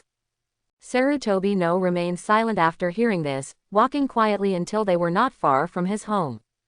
Only then did he stop and say, "You're right, I am still very weak. I need to work hard to become stronger." His eyes were firm, his hands clenched tightly, and then he bid farewell to Shimura Seba and left. Early the next morning, Lu Yun brought Shimura Seba to the advisor building next to the Hokage Tower to meet Danzo. In Danzo's office, Danzo sat in his chair, looking at Shimura Seba standing before him, and asked, "For this mission, I hope you not only win but win beautifully. This concerns the interests of our Konoha and the honor of our Shimura clan. I believe in your strength, but do not be careless. And I want you to ensure your own safety. After all, you are a junior I have high hopes for." Shimura Seba heard the concern in Danzo's words, and at the same time, he had strong confidence in himself, even secretly hoping his opponent would be stronger. Only by fighting against strong opponents would his blood boil. "Clan head, please rest assured, as long as the opponent is not a Jonin, I am confident I can win this round." Danzo, hearing this, a smile appeared on his stern face and he said, "Excellent, you will join me for the afternoon talks." Danzo had Lu Yun give Shimura Seba a stack of files on the accompanying genin from Kumogakure, then left the office for the Hokage Tower. Shimura Seba read through the files Lu Yun provided for a while, and 3 names particularly stood out to him. 2 of them he had seen yesterday, Samui and Troy. The 3rd name was C, and the reason he paid special attention to this name was that in his previous life, when he read the manga, C accompanied the 4th Raikage to the 5-Kage summit. Just then, a knock sounded at Danzo's office door. Lu Yun told Shimura Seba to continue looking at the files and then got up to open the door. Standing at the doorway was a man with long black hair, pale skin, golden vertical pupils, and an effeminate demeanor. Lu Yun respectfully asked, "Lord Orochimaru, are you looking for Lord Danzo?" "He's not here. If you need him, please wait a moment, he said he would be back before noon." A slight smile appeared on Orochimaru's indifferent face as he said, "Ah, Lu Yun. Since you're here, I'll ask you to relay a message. Regarding the genin slots for the afternoon's combat, besides the one Danzo is sending, the other 2 have been decided. Tell him to be at Anbu Arena number 1 promptly at 1 p.m. Also, tell him that the sample he gave me last time was very interesting, and we can discuss it in my lab tonight." After speaking, Orochimaru cast a curious glance at Shimura Seba, then turned and left. Shimura Seba had been observing Orochimaru closely, feeling that at this time, Orochimaru, apart from his somewhat effeminate demeanor, was not as insane as he later became in the manga. After lunch, Danzo brought Shimura Seba to Anbu Arena number 1, a stadium on the east side of the village's commercial street. At this time, a long conference table was set up on a high platform in the arena. On the east side of the table sat Konoha's representatives, led by Orochimaru, while on the west side were the people from Kumogakure. Shimura Seba even spotted 2 familiar faces in the crowd. Danzo took a seat next to Orochimaru, while Shimura Seba stood behind Danzo's chair. Shimura Seba noticed 2 people also standing behind Orochimaru. One was a silver-haired child, none other than Kakashi. Next to Kakashi was a person with spiky hair, wearing a jacket with a high collar and sunglasses. He hadn't seen this person before, but judging by the attire and wearing sunglasses indoors, he was likely from the Aburame clan. Shimura Seba stood by Danzo's side for about 4 or 5 hours, and the constant bickering reaching his ears felt less like a negotiation and more like an argument, making Shimura Seba feel drowsy. So, he used the excuse of needing to use the restroom to escape, peering out the window to clear his head. Suddenly, a magnetic, effeminate voice came from behind him. "Shimura clan brat, is that slot Danzo wants for you?" Shimura Seba immediately became alert. With his senses, he only realized someone was approaching when the voice sounded behind him. Turning around, he saw Orochimaru just over 2 meters away, and he couldn't help but feel nervous. "Lord Orochimaru, aren't you presiding over the meeting?" Orochimaru chuckled. "Such a boring meeting can be handled by a shadow clone. I'm more curious as to why Danzo has so much confidence in you. As far as I know, you're only a little over 7 years old." Watching Orochimaru stare at him with interest, Shimura Seba felt a chill down his spine. He didn't want to be studied by him, it was better to keep his distance. He couldn't guarantee that Orochimaru wouldn't dissect him for research if he discovered something special about him. Lord Orochimaru, I should go back. Otherwise, Lord Danzo will be upset if he doesn't see me.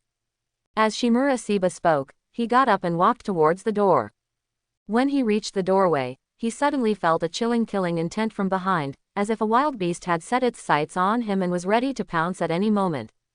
Shimura Seba instinctively twisted his waist and turned, crossing his arms in front of him, his hair standing on end, and a fierce glint flashing in his eyes.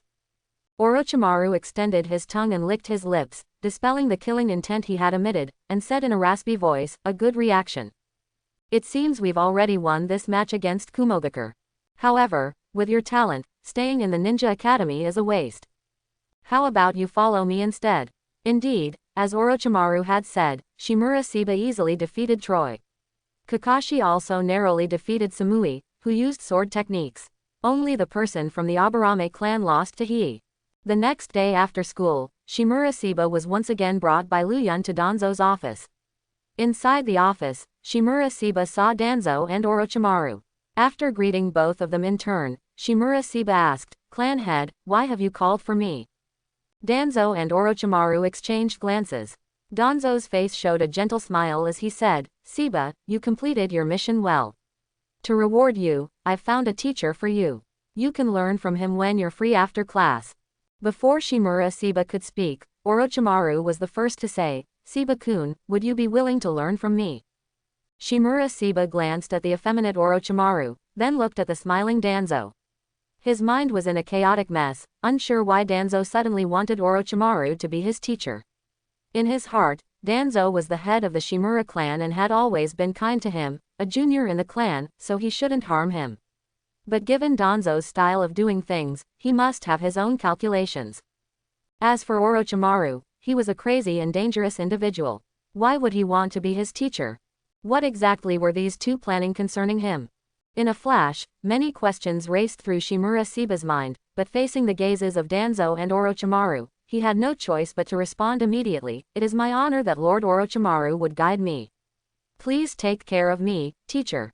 Orochimaru licked the corner of his mouth and smiled in satisfaction, "Then come find me at my home after school tomorrow, my disciple." Shimura Seba watched Orochimaru leave, not knowing what to feel. He really didn't want to get involved with this person, at least not before he had the strength to contend with him. Danzo looked at the pensive Shimura Seba and said with a serious tone, "Are you not satisfied with the teacher I found for you?" "I can't quite describe the feeling, but I just sense that Lord Orochimaru is very dangerous, making me want to stay away from him," Shimura Seba replied, choosing his words carefully. Danzo stood up, walked to Shimura Seba, and placed a hand on his shoulder, saying, "He is indeed a very dangerous person, but he is a good teacher. And with me here, he won't harm you."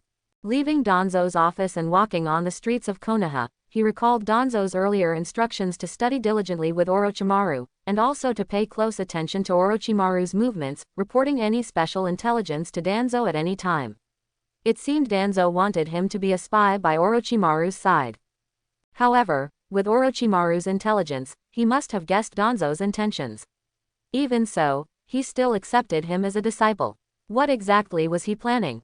In truth, Shimura Seba didn't want to get caught in such a dangerous whirlpool, but without sufficient strength, he could only be manipulated. Ever since awakening the power of the devil fruit, he had always felt an urge to challenge the strong, to contend with those legendary ninja. As one of the legendary Sannin, becoming Orochimaru's disciple was also a test for him. If he endured this test, he would also gain the capital to contend with those strong individuals. The crimson clouds were like fire, the sky a clear blue, and the pedestrians on the way home from school were boisterous. Shimura Seba arrived alone at the gate of Orochimaru's residence and knocked on the door. With a creak, the door opened. Orochimaru smiled as he opened it, his voice hoarse as he said, "You're very punctual, my disciple." After bowing to Orochimaru, Shimura Seba was led by him to the training ground behind the house. Orochimaru turned to look at Shimura Seba, who was looking around, and said, "It seems you're quite wary of me. What makes you think I would harm you, little brat?" Shimura Seba, whose inner thoughts had been seen through, laughed heartily and said, I instinctively maintain vigilance against all beings that can pose a threat to me, let alone you, Lord Orochimaru, one of the legendary Sannin. Moreover, to my knowledge, ever since your last disciple, Nawaki, died, you haven't taken on any new people, much less accepted a disciple. Orochimaru's smile stiffened when he heard Nawaki's name, and his voice carried a hint of emotion as he said, yes. Life is so fragile, some flowers wither even before they have a chance to bloom.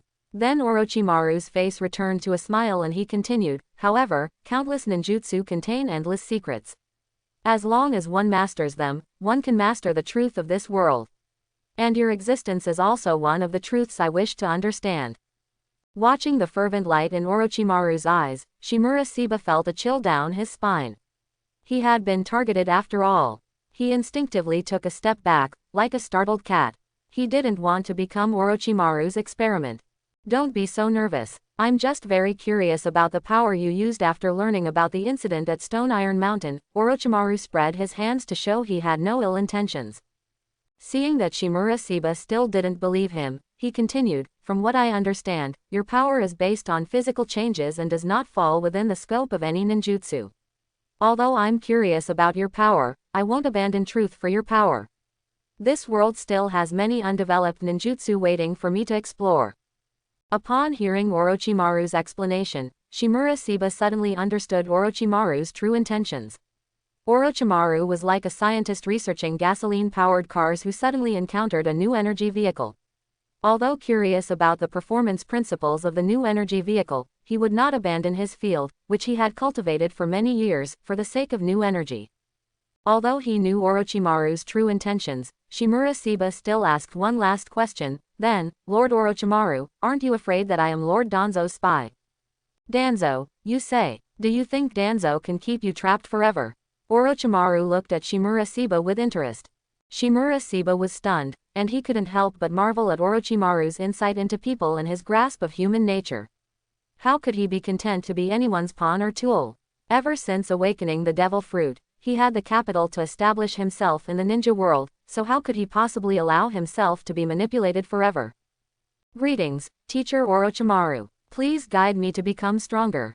Shimura Seba bowed respectfully. At this moment, he genuinely accepted Orochimaru as his teacher.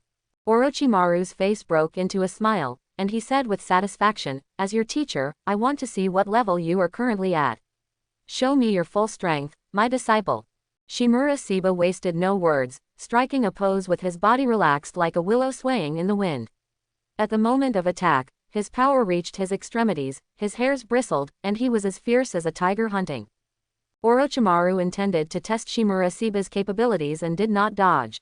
He unleashed a hidden shadow snake hands, but Shimura Seba, using the momentum of a pounce, easily shattered the coiling poisonous snakes into a blurry mess of flesh and blood. Shimura Seba's offensive did not wane. He twisted his waist and hips, pouncing again, striking down with a right-hand punch.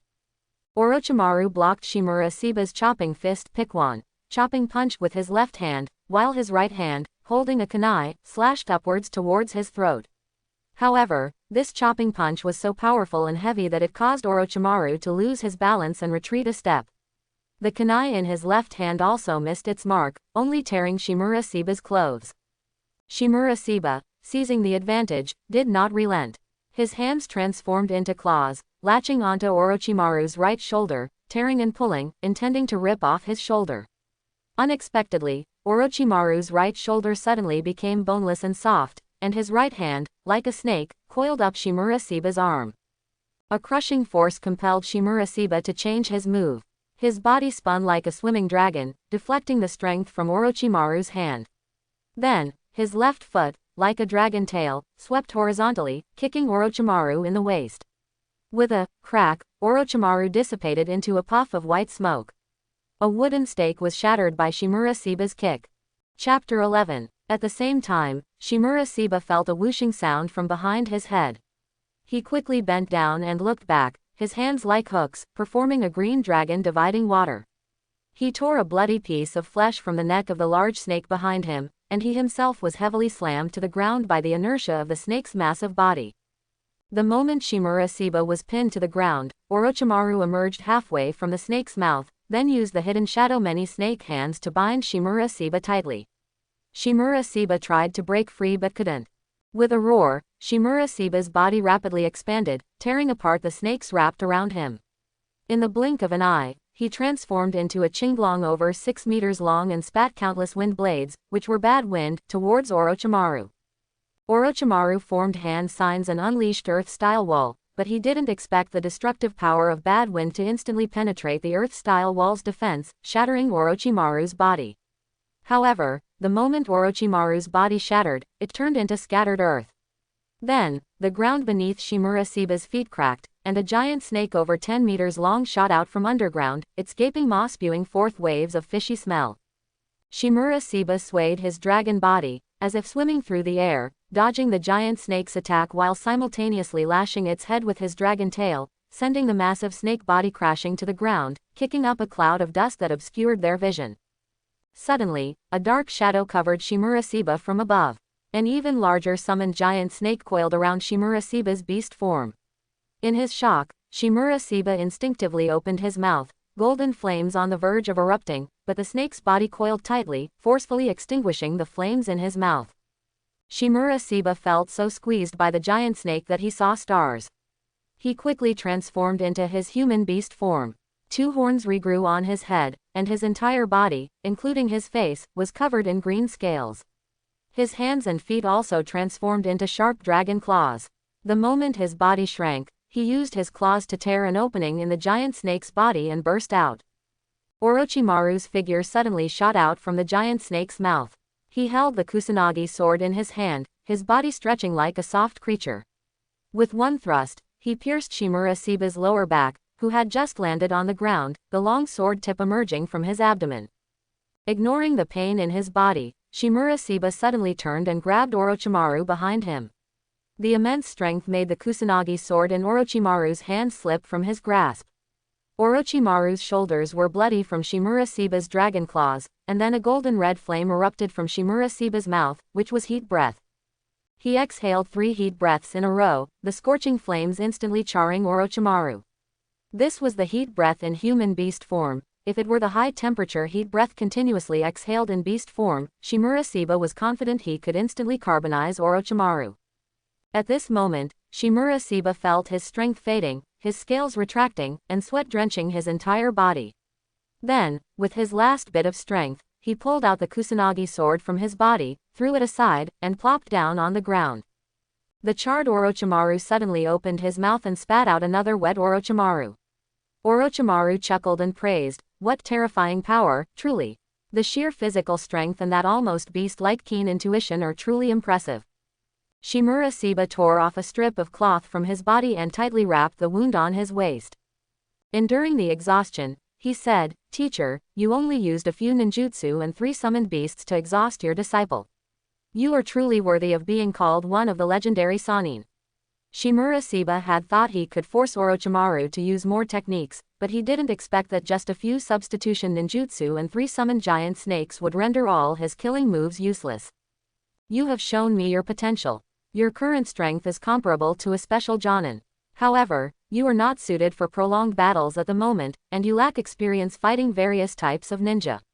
You need to be tempered, and I will find suitable opponents for you," Orochimaru said, helping Shimurasiba, who was sitting on the ground, to his feet. Orochimaru gave Shimurasiba's wound a simple cleaning at the torii, then told Shimurasiba to go home and rest. They agreed to meet again tomorrow. Time flew by. After Orochimaru understood Shimurasiba's strength and characteristics, he formulated a detailed training plan for him. Shimurasiba trained continuously according to the plan, and Orochimaru would take time to check his progress approximately every 7 days. During each check, he would also find suitable opponents for Shimurasiba to fight. This allowed Shimurasiba to clearly feel his growth. In just 1 short year, Shimurasiba's combat experience had made significant progress. This was all thanks to Orochimaru often having his subordinates cooperate with Shimurasiba for sparring. As the number of his encounters with others increased, Shimurasiba inevitably suffered injuries. Fortunately, he possessed the ability of life return. As long as he had enough to eat, he could recover from his physical injuries very quickly. His body also grew taller and stronger in the cycle of injury and recovery. Now, Shimura Seba's height reached 1.8 meters, and even more impressively, in human beast form, shuriken and kunai thrown with normal force would bounce off his hard dragon scales. He believed that as long as he continued to grow stronger, his physical body would eventually become impervious to blades and guns, just like Kaido, the strongest creature in the sea, land, and sky. On this day, Shimura Seba once again came to Orochimaru's residence. Orochimaru did not, as usual, test Shimura Seba's progress. Instead, he took out a scroll from his sleeve and handed it to Shimura Seba, saying, "This time, I'm giving you a mission. I hope you can infiltrate Taoyuan Valley to gather intelligence." Shimura Seba took the scroll, opened it, and carefully read its contents. It turned out that Taoyuan Valley was located northeast of Konoha, and there was a beautiful village there called Peach Garden Village. 3 months ago, a group of bandits suddenly appeared there, constantly harassing merchants and robbing travelers. Because Peach Garden Village was nearby, many people were captured by the bandits, and many things were stolen. Local organized armies tried to encircle and suppress them but couldn't find any trace of the bandits, so they sent people to Konoha to issue a mission. The purpose of this mission was to find the bandits' whereabouts and then eliminate them. Shimura Seba knew from the mission description that this was at least a B rank mission. If there were ninja among the bandits, it could even be considered an A- rank or S rank mission. Such a mission definitely couldn't be carried out by him alone, he should have teammates. "Teacher, who are my teammates?"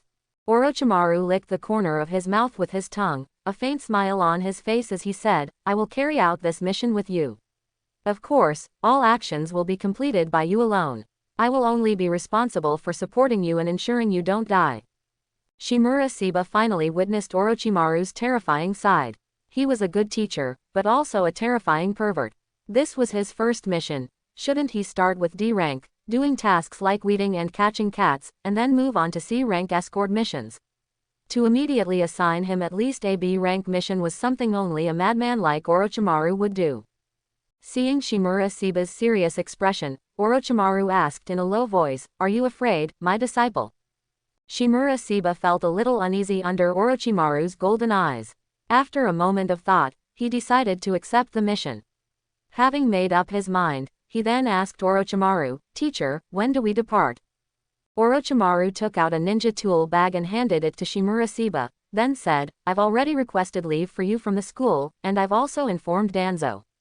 We'll leave now, Peach Garden Village is quite far." Shimura Seba put on his ninja tool bag and followed Orochimaru, leaving Konoha with their exit permits. The two sped towards the northeast of Konoha. Peach Garden Village was located at the foot of a mountain not far from the border of the Land of Fire and the Land of Lightning. Taoyuan Valley was situated between two mountains next to Peach Garden Village. It took a total of 3 days to travel from Konoha to that location, and these 3 days completely exhausted Shimura Seba. Originally, traveling with Orochimaru wasn't too tiring, but who knew that after only half a day's journey, Orochimaru told Shimura Seba to transform into his beast form. The moment Shimura Seba transformed into a dragon over 10 meters long, Orochimaru jumped onto his head, then pointed his hand to the northeast and said, "Let's go." Fortunately, Shimura Seba had already mastered the creation of flame cloud. A huge flame cloud carried him through the air, his dragon body appearing and disappearing within the flame cloud, carrying Orochimaru through the birds and white clouds. Overcast skies, howling winds, and an imminent downpour. Orochimaru and Shimura Seba finally arrived at Bakugan City, the mission's location, on the afternoon of the 3rd day. Bakugan City possesses ore for manufacturing exploding tags, making it a crucial strategic resource for the Land of Fire. Consequently, many people secretly sell Bakugan ore to the Land of Lightning. Over time, it has become a trade hub between the Land of Fire and the Land of Lightning.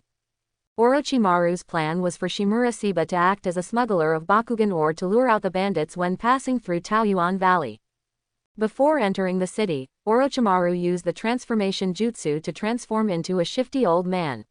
He then led Shimura Seba directly to a dilapidated, unmarked small shop in the city. After entering the shop, Orochimaru spoke in low tones with the shop owner for a moment. The owner, with shifty eyes, opened the door, glanced around, and then bolted it shut. Afterward, the owner retrieved 10 sealed scrolls from a hidden compartment behind the shelves and placed them on the counter. Orochimaru took one scroll and placed it on the empty space at his feet, forming hand signs to unseal it. After a puff of smoke, a pile of Bakugan or powder was revealed. Orochimaru picked up a bit of powder with his finger and sniffed it, ensuring it was genuine before nodding slightly at the shop owner. He then took out a wad of money and handed it to the owner. The owner counted the money, confirmed it was all there, and gleefully tucked it into his pocket. He then resealed the Bakugan or powder on the ground and placed all 10 scrolls on the counter. Orochimaru gestured for Shimurasiba to collect the scrolls, then prepared to leave with him. Just then, the rain outside began to pour. The shop owner retrieved 2 straw cloaks for Orochimaru and Shimurasiba to wear. The two thanked the owner and left Bakugan City together, heading towards Taoyuan Valley. Through the rain, the two walked side by side on the muddy trade road. Orochimaru, still in the guise of the shifty old man, gave a few low-voiced instructions, after which the two fell silent, pressing on with their journey. They continued until dark when the heavy rain gradually subsided. The long journey had left both of them somewhat fatigued. Fortunately, they saw flickering lights in the distance, indicating there might be a dwelling there. Upon getting closer, they saw it was a small village with only about a dozen houses. Shimurasiba found a house with a light on and knocked on the door, simultaneously calling out loudly, "Excuse me, is anyone home? My uncle and I are traveling merchants, and we can't find a place to rest on our journey. We request the homeowner's kind permission to stay here for the night. We will pay generously when we depart tomorrow." Soon, the door opened, and a plump old woman carefully scrutinized them for a moment before inviting them inside. Once inside, Shimurasiba and Orochimaru took off their straw cloaks. Shimurasiba thanked the old woman again and then asked if she had anything to eat. The old woman told them to rest first, and after a while, she brought out some food. Then, the old woman sat beside them and chatted. As Shimurasiba and Orochimaru ate, they listened to the old woman ask, "Where are you two guests heading for business? It looks like you've traveled quite a distance." Shimurasiba, chewing his food, replied casually, "We're doing a small business from Bakugan City to the Land of Lightning. Who knew we'd run into such terrible weather today? Thanks to your kindness, old lady, otherwise, we wouldn't know where to stay." A smile bloomed on the old woman's face, revealing a few missing teeth. "You two must be tired. Eat more, there's still plenty in the kitchen if you need it." As Orochimaru ate, his eyes scanned the room's layout. He noticed the house was very old, but the cabinets were new, as if recently made. Moreover, the meal the old woman served them was quite generous, including not only rice but also miso soup and eel. It seemed the old woman's family was quite wealthy, which was very rare in an era of constant small-scale wars. "How old are you this year, old lady? Are your children all with you?" Shimurasiba had finished his meal but didn't feel full. He didn't want to ask for more, so he simply made small talk with the old woman. The old woman sighed, "I'm 67 this year. Fortunately, my son is filial. Although he's not by my side, he never lets me lack for anything." Shimurasiba chatted with the old woman for a while, then steered the conversation towards Taoyuan Valley and Taoyuan Village. The old woman suddenly became animated, chuckling, "My daughter-in-law is from Taoyuan Village. Originally, my son only did farm work, just enough to support himself and me. It wasn't until he married my daughter-in-law, who helped him find work in Taoyuan Village, that our family's life improved significantly in just half a year. I'm truly grateful for my daughter-in-law." The old woman opened up, constantly praising her son and daughter-in-law. Orochimaru and Shimurasiba merely nodded in agreement until the old woman finally grew sleepy and allowed them to rest. The next day, when Shimurasiba offered the old woman money, she initially refused. Only after Shimurasiba's persistence did she accept it. The two bid farewell to the old woman and continued their journey. After the heavy rain, the mountain path was difficult. Orochimaru and Shimurasiba traveled for another half-day, and Taoyuan Valley was already in sight. From a distance, they saw 2 verdant hills ahead, and a valley between them was filled with blooming pink peach blossoms. A gentle breeze carried wafts of floral fragrance. Shimurasiba walked ahead when he suddenly heard chaotic footsteps nearby. He exchanged a look with Orochimaru, and both cautiously scanned their surroundings. A moment later, a group of burly men, each armed with knives and staffs, swarmed and surrounded Shimura Seba and Orochimaru. Orochimaru, still appearing as the scrawny, shifty old man, was so frightened by the sight of more than a dozen burly men that he hid behind Shimura Seba. Shimura Seba also feigned panic, saying, "Who are you people? Why are you blocking our path?" Leading the group was a gaunt man with a rusty samurai sword in his hand. When he spoke, he revealed a set of white teeth. "Kid, if you're smart, hand over your valuables. If you dare to resist, ask the sword in my hand if it agrees." Shimura Seba pretended to be furious, glaring at the gaunt man, while Orochimaru, hunched over, timidly tugged at Shimura Seba's clothes. Shimura Seba reluctantly took out 10 sealed scrolls from his robe and handed them over. The gaunt man took the scrolls, his eyes glinting with malice, and said fiercely, "Attack." The other bandits rushed forward, raising their knives and staffs, ready to kill. Shimura Seba suddenly shouted, "Brother, please wait. I have something to say." The gaunt man turned back, impatiently replying, "Hurry up, hurry up." Shimura Seba, looking terrified, asked, "We've handed over everything, so why do you still want to take our lives?" The gaunt man spat, "Those who have seen us don't live to tell the tale." With that, he led the group in a killing spree. Shimura Seba feigned being overwhelmed, protecting Orochimaru as they crashed to the ground. He casually knocked one of the bandits unconscious and hoisted him onto his shoulder, his own body bleeding from knife cuts. The two plunged into the dense forest nearby, using the thick trees and complex terrain to evade the group. Initially, they could still hear the sounds of the group searching, but as the distance grew, they escaped the group's search radius. After running for a considerable distance, Shimura Seba and Orochimaru shook off the pursuing bandits. Shimura Seba roughly threw the bandit he was carrying onto the ground, causing the bandit to cry out in pain and awaken. Shimura Seba took off his shirt and wiped the blood from his body. They were all superficial wounds that would heal in a day for him. After wiping away the blood, Shimura Seba threw his shirt to the ground, then fiercely demanded, "Tell me where your hideout is and who your leader is. Don't try any tricks, or I'll make you wish you were dead." The bandit spat a mouthful of saliva onto Shimura Seba's face. "Never. If you have the guts, kill me." Shimura Seba didn't waste words. He reached out and crushed the bandit's shoulder blade. The bandit screamed in agony, repeatedly begging for mercy and offering to lead them to his leader. Shimura Seba told him to lead the way. The bandit shakily stood up and walked ahead. Shimura Seba and Orochimaru followed closely behind. As they walked, there was a cliff ahead. Unexpectedly, the bandit leapt off, seemingly to his death. Shimura Seba wanted to save him but was too late. He cursed, annoyed, "I shouldn't have believed your lies." At the same time, he couldn't help but fantasize about being able to use genjutsu to directly extract information, or even transformation jutsu.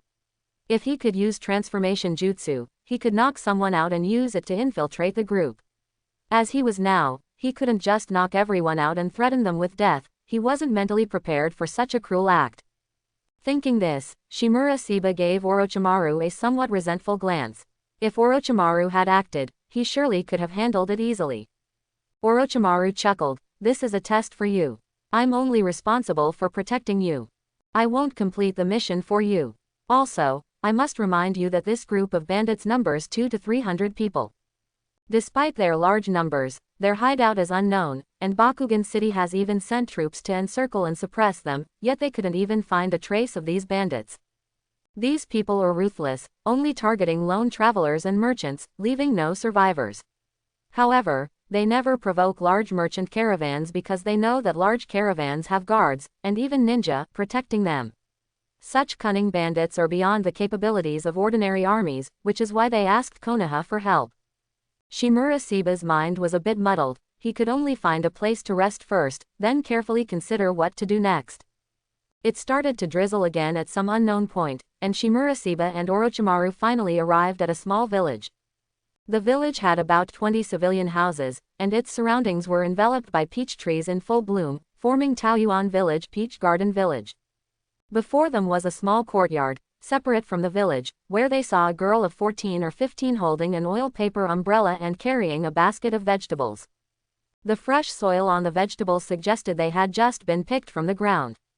The girl was startled when she saw the two of them, then asked in a trembling, loud voice, "Who are you? How did you get here?" Shimura Siba was still wearing the clothes he had wiped the bloodstains from. Fortunately, his wounds had already scabbed over. However, after the clothes were drenched by the rain, the bloodstains spread all over him, making him look terrifying. Orochimaru, in his disguise as a lewd old man, also looked disheveled after being soaked by the rain. He replied, "My nephew and I were merchants passing through here, but we were robbed of our goods by bandits. Fortunately, we escaped with our lives. We were just looking for a place to rest our feet and make further plans." Seeing their disheveled appearance, the girl believed them for the most part, but her expression suddenly tensed, and she quickly gestured for them to come inside. After both of them were inside, the girl quickly closed all the doors and windows. Once everything was settled, the girl took out 2 coarse cloth garments for them to change into, then told them not to move around freely, and that she would go prepare some food for them to wait. "The food here isn't great, but please make do," the girl said, placing 2 bowls of kelp tofu soup, 2 portions of rice with husks, a small plate of pickled vegetables, and a plate of stir-fried greens on a small wooden table. Shimura Siba and Orochimaru thanked her and picked up their chopsticks to eat. The girl sat nearby, watching them eat, and said softly, "Please eat slowly, guests. I will see you off tonight." Her expression was a little tense, and fearing they might misunderstand that she didn't want to host them, she quickly explained, "It's not that I don't want you to rest here, but I'm afraid you'll be discovered by the people of the village. It's best if you leave before anyone else finds you." Shimura Siba couldn't help but wonder, "What do you mean, young lady? Is there some danger here?" The girl looked troubled and said, "In short, you cannot stay here for too long, and certainly not go into the village. Otherwise," the girl hesitated, leaving her sentence unfinished. Shimura Siba was puzzled by the girl's attitude and curious why she was afraid of them being discovered by the people of the village. He didn't press further and simply feigned an apologetic tone, saying, "Since we're causing you trouble, we'll leave immediately." As he spoke, he put down his bowl and chopsticks and stood up, ready to depart. The girl quickly tried to stop them from leaving, saying, "You can't leave now. I'll see you off after dark." Her voice was almost a cry of urgency. The girl stood in front of them, her face anxious and troubled, as if she had something to say but dared not. Suddenly, she heard faint, noisy voices from the village entrance, and her face grew even paler. She anxiously urged them to hide inside and not come out. Tap, tap, tap, came a knocking sound from outside. The girl motioned for them to be silent, frantically adjusted her clothes, then took a deep breath and left the room. Shimura Siba listened to the girl's footsteps, then quietly went to the window and peered through the crack to observe the situation outside. Although it was late, Shimura Siba could still clearly see what was happening. He saw the girl open the door, revealing a familiar figure, the same scrawny man who had ambushed them earlier. The man looked dejected upon seeing the girl and said, "Haruko," he hesitated, unable to finish his sentence. "Haruko," the girl said in a cold tone, "Brother Funakoshi, just say what you need to say. I still need to sew a garment for my brother." A look of guilt appeared on Funakoshi's gaunt face. He avoided her gaze, unable to look at the girl before him, and said, "Little C, no, Shiro, he's dead." Haruko's face turned pale, and she asked again, "What?" Funakoshi replied again, "Shiro went out with us to do business today, but who knew a big man knocked him out and ran off with him. We chased after him relentlessly but lost him. When we found Shiro, he had already fallen down a cliff, and his body was so badly gnawed by wild beasts that it was unrecognizable." Haruko's body trembled, and she could only steady herself by holding onto the doorframe. Tears streamed down her cheeks, and she cursed with a sob, You lot. If you hadn't taken him to be a thief, how would he have died? You kill and rob every day, doing evil deeds, sooner or later, you'll get your just deserts." Her eyes were blurred with tears, and her voice became hoarse. Good riddance. You should have died long ago. Why did you die, my fourth brother? Why did you die? I told you not to be a thief, why didn't you listen, why didn't you listen? What will I do now that you're dead? Funakoshi tried to help Haruko, but she shook his hand off. Haruko screamed hysterically, "It's all your fault, all of you. I'm going to report you, I'm going to report you." As she spoke, she tried to run out. Funakoshi grabbed Haruko tightly, but Haruko struggled like a madwoman to break free. Funakoshi used all his strength to try and calm Haruko down, but Haruko would not comply with his wishes, struggling even more violently. Funakoshi grew anxious, fearing she might impulsively go outside and report them. In a moment of desperation, he firmly gripped Haruko's throat with both hands, steadily increasing his force. Shimura Seba watched everything, and finally understood that the bandits active here were the villagers. Haruko was afraid that he and Orochimaru would be discovered by the villagers precisely to protect them. This was also why Haruko had been so hesitant and appeared to have something to say but couldn't. Seeing Haruko gradually lose strength and about to be choked to death, Shimura Seba punched through the window, rushed out, and kicked Funakoshi flying. Shimura Seba crouched down and saw Haruko coughing violently, knowing she was not seriously injured, then turned to find Funakoshi. Funakoshi had been kicked in his right shoulder, and his right side was now immobile. He grimaced in pain, forcing himself to look up to see who had attacked him. When he clearly saw Shimura Seba's appearance, he suddenly shouted, it's you who killed Shiro. Help, quickly. Shimura Seba immediately slapped Funakoshi, leaving him dazed and disoriented. The commotion here alarmed the people of the village. A group of people appeared, holding torches, some with knives and clubs, some with farm tools, others with cleavers, and finally, a few women with scissors in their hands. There were more than 20 of these villagers, and they swarmed forward, surrounding Shimura Seba in Haruko's courtyard. A few of the rogues Shimura Seba had seen before stepped forward and dragged Funakoshi into the crowd. Haruko had calmed down by now, and seeing Shimura Seba in the courtyard surrounded by so many villagers, she knew Shimura Seba would surely be beaten to death by the villagers. She had seen this happen many times before. It was precisely for this reason that she had built this house outside the village, wanting to keep out of sight, out of mind. Haruko looked at the villagers, among whom were her uncles, aunts, and friends her age. Haruko's voice trembled as she pleaded, please let him go. You can't make any more mistakes. Fourth brother is already dead.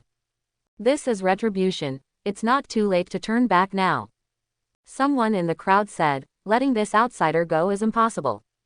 If he goes and reports us, we're finished.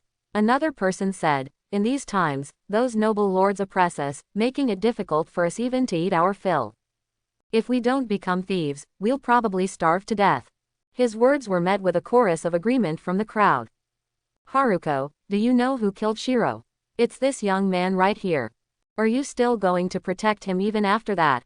The speaker was one of the group who had robbed Shimura Seba earlier that day. Haruko looked at Shimura Seba in shock. She had been dizzy from being choked just now and hadn't heard Funakoshi's words. Now, suddenly hearing it, she immediately looked at Shimura Seba, her eyes full of disbelief. Shimura Seba then realized that the person who fell off the cliff was Haruko's brother. Shimura Seba's mind was in turmoil. He had met Haruko by chance, received a meal from her, and yet he had indirectly caused the death of her brother.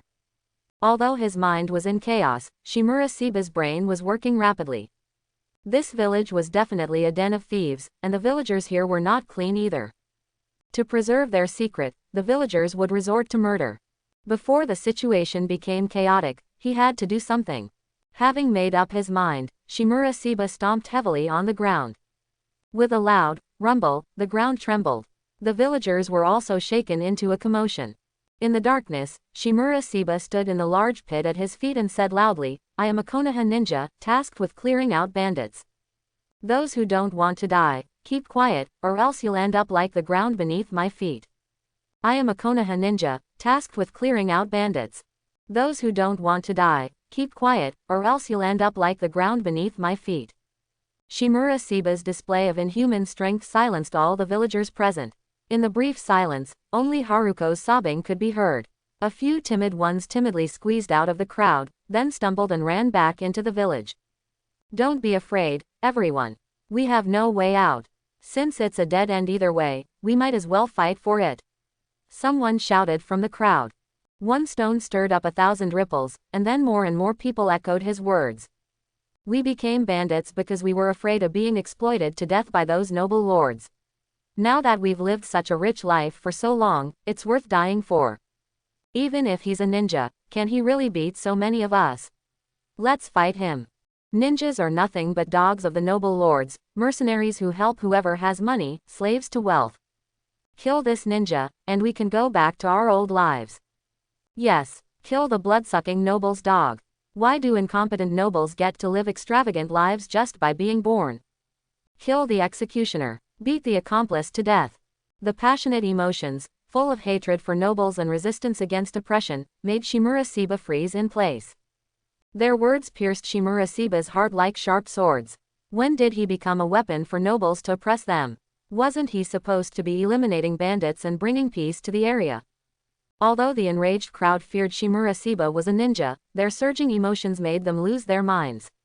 Someone was the first to throw a stone at Shimura Seba, and others, with murderous glints in their eyes, surged forward.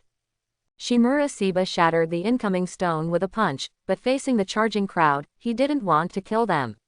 He merely kicked up the mud and stones at his feet, and the splashing debris sent the crowd sprawling. Shimura Seba subconsciously looked at the house behind him, wanting Orochimaru inside to give him some hint. But he only saw darkness inside the house. Clearly, Orochimaru wouldn't give him any hints or help.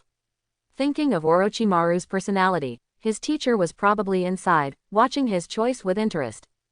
Shimura Seba recalled the teachings of his ninja academy teacher. Completing missions above one's own life is the embodiment of a ninja's value. Ninjas aim to maintain national peace and protect the village from foreign invaders. Ninjas have the responsibility to protect civilians. Shimura Seba's mind was in turmoil. When the civilians he was supposed to protect used violence against him, when he was seen as a tool to maintain noble rule, when his mission was about a group of civilians who became bandits for survival. He didn't know what to do. Should he ruthlessly prioritize completing the mission, or let them continue being bandits at the cost of mission failure? Shimura Seba knew that to establish himself in the ninja world, he had to become a qualified ninja. But if becoming a qualified ninja meant killing a group of civilians who became bandits for survival, then was he still a qualified person? But reality wouldn't let Shimura Seba continue to ponder. The crowd surged forward again. Shimura Seba felt helpless. The intense emotions made his head throb, and amidst his chaotic thoughts, a strong urge was to make the villagers quiet down. Shimura Seba let out a painful roar, and an invisible ripple emanated outwards from him. The villagers, struck by the invisible ripple, widened their eyes, rolled them back, and one by one, fainted to the ground. Orochimaru in the house was also affected. For a moment, he felt a strong mental pressure that made his head dizzy, causing him to instantly unleash all his power, though fortunately, he recovered in an instant. Orochimaru looked at Shimura Seba in surprise, curious about what kind of power this was. Shimura Seba looked at the fallen villagers, first stunned, then realizing, could this power be Conqueror's Haki? Had he not only awakened the power of a devil fruit but could also use Haki? Otherwise, how could he have achieved this? However, Shimura Seba had no time to ponder this question. His mind was constantly wondering how to resolve the current predicament. Teacher, what should I do? Shimura Seba, unable to find a solution, had no choice but to ask Orochimaru. Orochimaru's hoarse voice came from the dark house. Civilians and nobles, rulers and ruled, even ninjas are the same. What ordinary civilians dream of, nobles can easily obtain. That can be money, women, honor. It can also be bloodline limits, secret ninjutsu, ninja tools. Orochimaru's silhouette emerged in the darkness. He didn't step out of the house, but stood in the darkness, looking outside and continuing, these rare things are considered forbidden by nobles and ninja clans. They monopolize these things to create a gap with ordinary people. They enjoy the privileges these things bring, they enjoy the honor these privileges bring. And aren't you also one of those who enjoy these privileges? As a member of the Shimura clan, my disciple. Yes, in the Shimura clan's ancestral land, Shitetsu Castle, the Shimura clan owned the land, minerals, and power there. The Shimura clan controlled everything there, including civilians. Orochimaru's voice continued in the darkness, there are insurmountable differences between nobles and civilians, and between ninja clans and ordinary ninjas. It is this difference that has made this world the way it is now. If someone wants to erase this difference, it is tantamount to being an enemy of the whole world.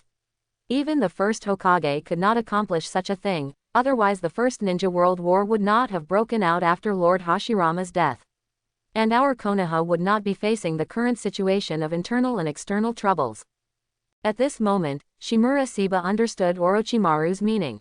The development of the era created a disparity between nobles and civilians, and one person trying to change the era was nothing but futile, even if that person was the god of ninjas, Senju Hashirama and his Senju clan. So, even if he abandoned the mission, this group of civilians would be dealt with by the ninja who took on the mission afterwards. Since he couldn't change that outcome, how could he make the outcome less bloody? Although these villagers had also taken other people's lives for a better life, when Shimura Seba looked at the unconscious Haruko, Haruko's kindness made him feel guilty. Guilty for the fact that Shiro's death had harmed Haruko. So Shimura Seba decided to find the leaders of the bandits. As long as he captured the leaders and main figures, the ordinary villagers without anyone to lead them would not be able to cause trouble, and he would have completed this mission. Once Shimura Seba had an idea, he no longer hesitated. However, a cold wind swept through, and two people emerged from the dark village. Shimura Seba's eyesight far surpassed that of ordinary people, and he saw the two people from afar, one wearing a yaksha mask and the other wearing a ripple mask. The person wearing the yaksha mask said with a chilling tone, "Konoha, since you've sent a ninja, don't even think about going back. Kill him for me." The ripple-masked person moved like a ghost, instantly appearing behind Shimura Seba, his hand gripping a kunai already thrusting out.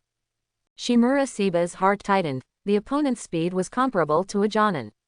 But he was fearless, turning to dodge the kunai, then landing a crushing punch on the ripple-masked person's chest. With a splash, the ripple-masked person dispersed into a puddle of clear water. The moment he shattered the opponent's water clone, Shimura Seba knew he had been tricked.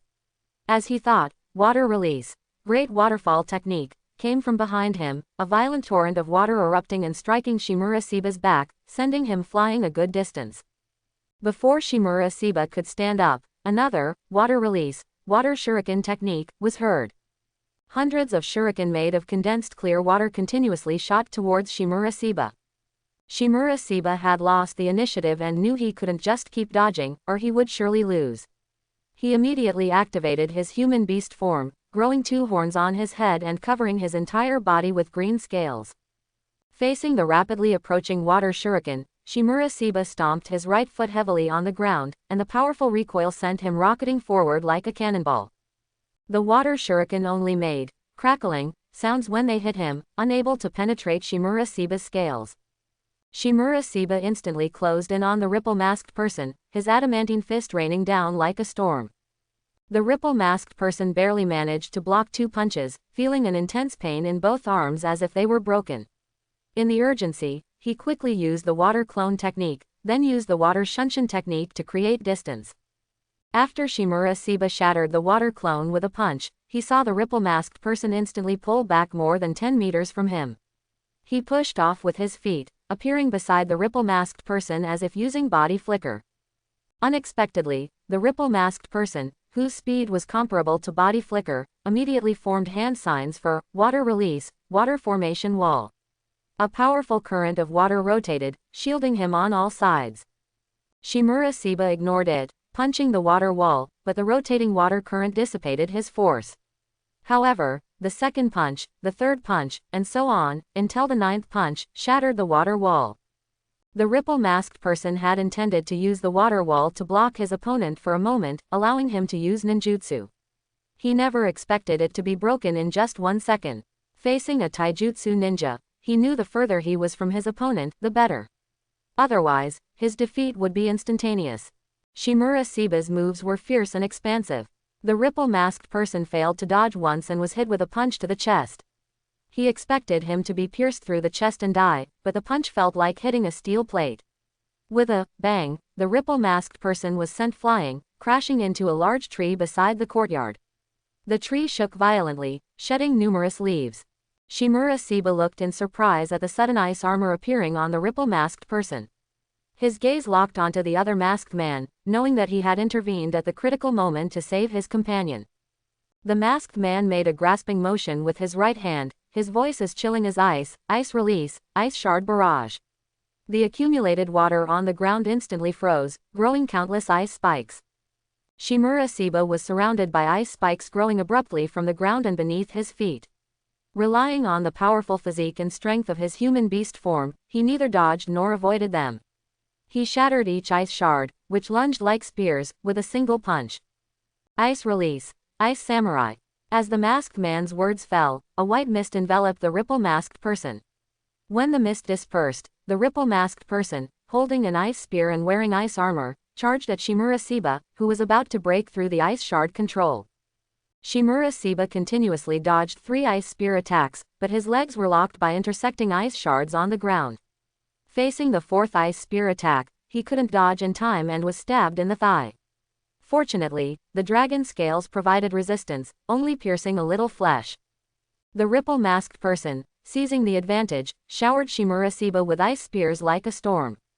Shimura Seba twisted his legs, crushing the ice shards that had bound them. His tall body, like lightning, dodged the ice spear attacks. Then he closed in, delivering a flurry of punches that forced the ripple-masked person to retreat, attempting to create distance to leverage the long range of his ice spear attacks.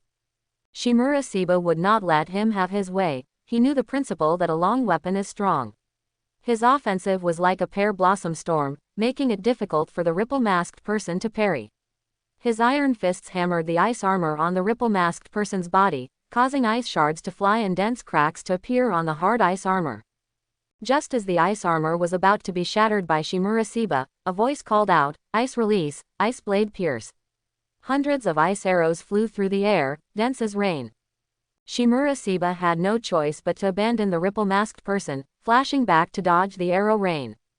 Meanwhile, another white mist surged around the ripple-masked person, and as it swirled, a brand new ice armor appeared on his body. Shimura Seba cursed internally, but he also understood that he had to deal with the masked man using ice release first. Having made up his mind, he no longer held back, choosing to go all out. Shimura Seba let out a deafening roar. The scales on his body changed from green to dark green, and a dragon tail grew from his tailbone. In his complete human beast form, Shimura Seba opened his mouth and spewed out a blast of heat breath at the charging ripple-masked person. Under the golden yellow, scorching flames, a thick white mist rose. After spewing a blast of heat breath, Shimura Seba ignored the ripple-masked person and charged directly at the masked man. The masked man used ice release, ice shard barrage, to obstruct Shimura Seba's attack, but Shimura Seba smashed through the ice shards, blocking his path with brute force. Shimura Seba's charging speed was too fast. The masked man hadn't even unleashed his second ninjutsu before he was upon him. Then, a pair of iron fists tore through the air, leaving the afterimage like a declaration of death, sending chills down one's spine. The masked man felt death approaching and had no choice but to use his life-saving trump card, Ice Guardian. A bowl-shaped ice wall enveloped his entire body. Shimura Seba's killing blow, a punch, only caused countless ice fragments to scatter against the ice wall. Shimura Seba continuously attacked with both fists but couldn't break the ice wall instantly. Seeing the ripple-masked person charging towards him, Shimura Seba decided to use his strongest attack to eliminate the masked man in front of him directly. Roar! A dragon's roar echoed, and Shimura Seba transformed into a 10-meter-long azure dragon. The azure dragon opened its massive maw, and a ball of golden flame was about to be unleashed. This was the heat breath in beast form, its power several times greater than in human beast form. Just then, a person suddenly appeared beneath Shimura Seba's feet. His voice, hoarse yet magnetic, said, "Stop, Seba. You can't kill her yet." Shimura Seba looked at the suddenly appearing Orochimaru with confusion, but he gave up the idea of killing his enemy. He merely floated in the air, watching Orochimaru, awaiting his explanation. Seeing someone suddenly appear and save his companion, the ripple-masked person felt a sense of relief. But when he saw Orochimaru's appearance, his heart trembled violently. How could that man be here? Were he and the princess both going to die here today? Orochimaru licked his lips, looking at the person inside the ice wall with a dangerous smile. To my knowledge, the Heart of Snow is a treasure of the Yuki clan of Hidden Mist Village. It disappeared after the First Ninja World War. Later, some intelligence indicated that this treasure was obtained by the daimyo of the Land of Frost. Now that it is in your hands, your identity should not be difficult to guess. The masked man's body trembled upon hearing this, then he slowly removed his mask, revealing a beautiful and refined face. She looked at Orochimaru and the dragon-formed Shimura Seba, her eyes filled with anger. I didn't expect Konoha to send Orochimaru, one of the legendary Sannin, and a monster to deal with this matter. It seems I was exposed long ago. Orochimaru shook his head and smiled. No, we didn't know that your Royal Highness, the Princess of the Land of Frost, would be here. Moreover, the Land of Frost is a neutral country, and there's no reason for it to come to the Land of Fire to do such trivial things. This mission was merely to train my disciple. Who would have thought that Princess Tsukikage would leave the Land of Frost and come to the Land of Fire to do such things? How surprising. Princess Tsukikage's anger intensified upon hearing this. She sneered, trivial things. You wouldn't think so if you saw the situation in our Land of Frost and the Land of Hot Water. She pointed towards the northeast and said, 2 years ago, you and Hidden Cloud Village had friction over the nine-tailed Jinchuriki. Since then, conflicts between your two countries have been constant. Your conflicts escalated, eventually affecting the Land of Hot Water and our Land of Frost. Orochimaru spread his hands helplessly and said, there was nothing we could do, we were forced into it. Princess Tsukikage gritted her teeth in hatred, saying, the conflicts between your great nations disturb the peace of our small countries. Do you know how many people have died because of you, how many families have become incomplete because of you, how many people have been displaced because of you, and how many fertile lands have been destroyed by the ninja of your two countries? My father protested to you many times, but you arrogantly ignored him. She grew more agitated as she spoke, her voice rising. Why must your great nations' wars be fought on the land of our small countries? Why do you enjoy peaceful lives while our country is affected by war? Since you disrupt the peaceful lives of our country, why can't I come to the Land of Fire and become a leader of bandits? Orochimaru maintained his smile and said, Your Royal Highness, please don't get agitated. Peace is only relative, wars are happening all the time. Although I deeply sympathize with your country's plight, what you have done indeed violates the laws of our Land of Fire and Konoha. Therefore, Your Royal Highness, please come with us. Orochimaru's tone brooked no argument, a smile on his face, yet his golden eyes were as cold as a venomous snake. Princess Tsukikage's eyes showed unwillingness, her face full of determination. No, I'd rather die here than go with you. Orochimaru sneered, you can die, but not yet. If you hand over the Yukigakure clan's Heart of Snow and the method to use it, then I can personally kill you, and no one will ever know what you did in the Land of Fire. Dream on. I'd rather fight you to the death. Princess Tsukikage formed hand signs, preparing to fight with all her might. The ripple-masked person also instantly used Water Release, Water Shuriken Jutsu.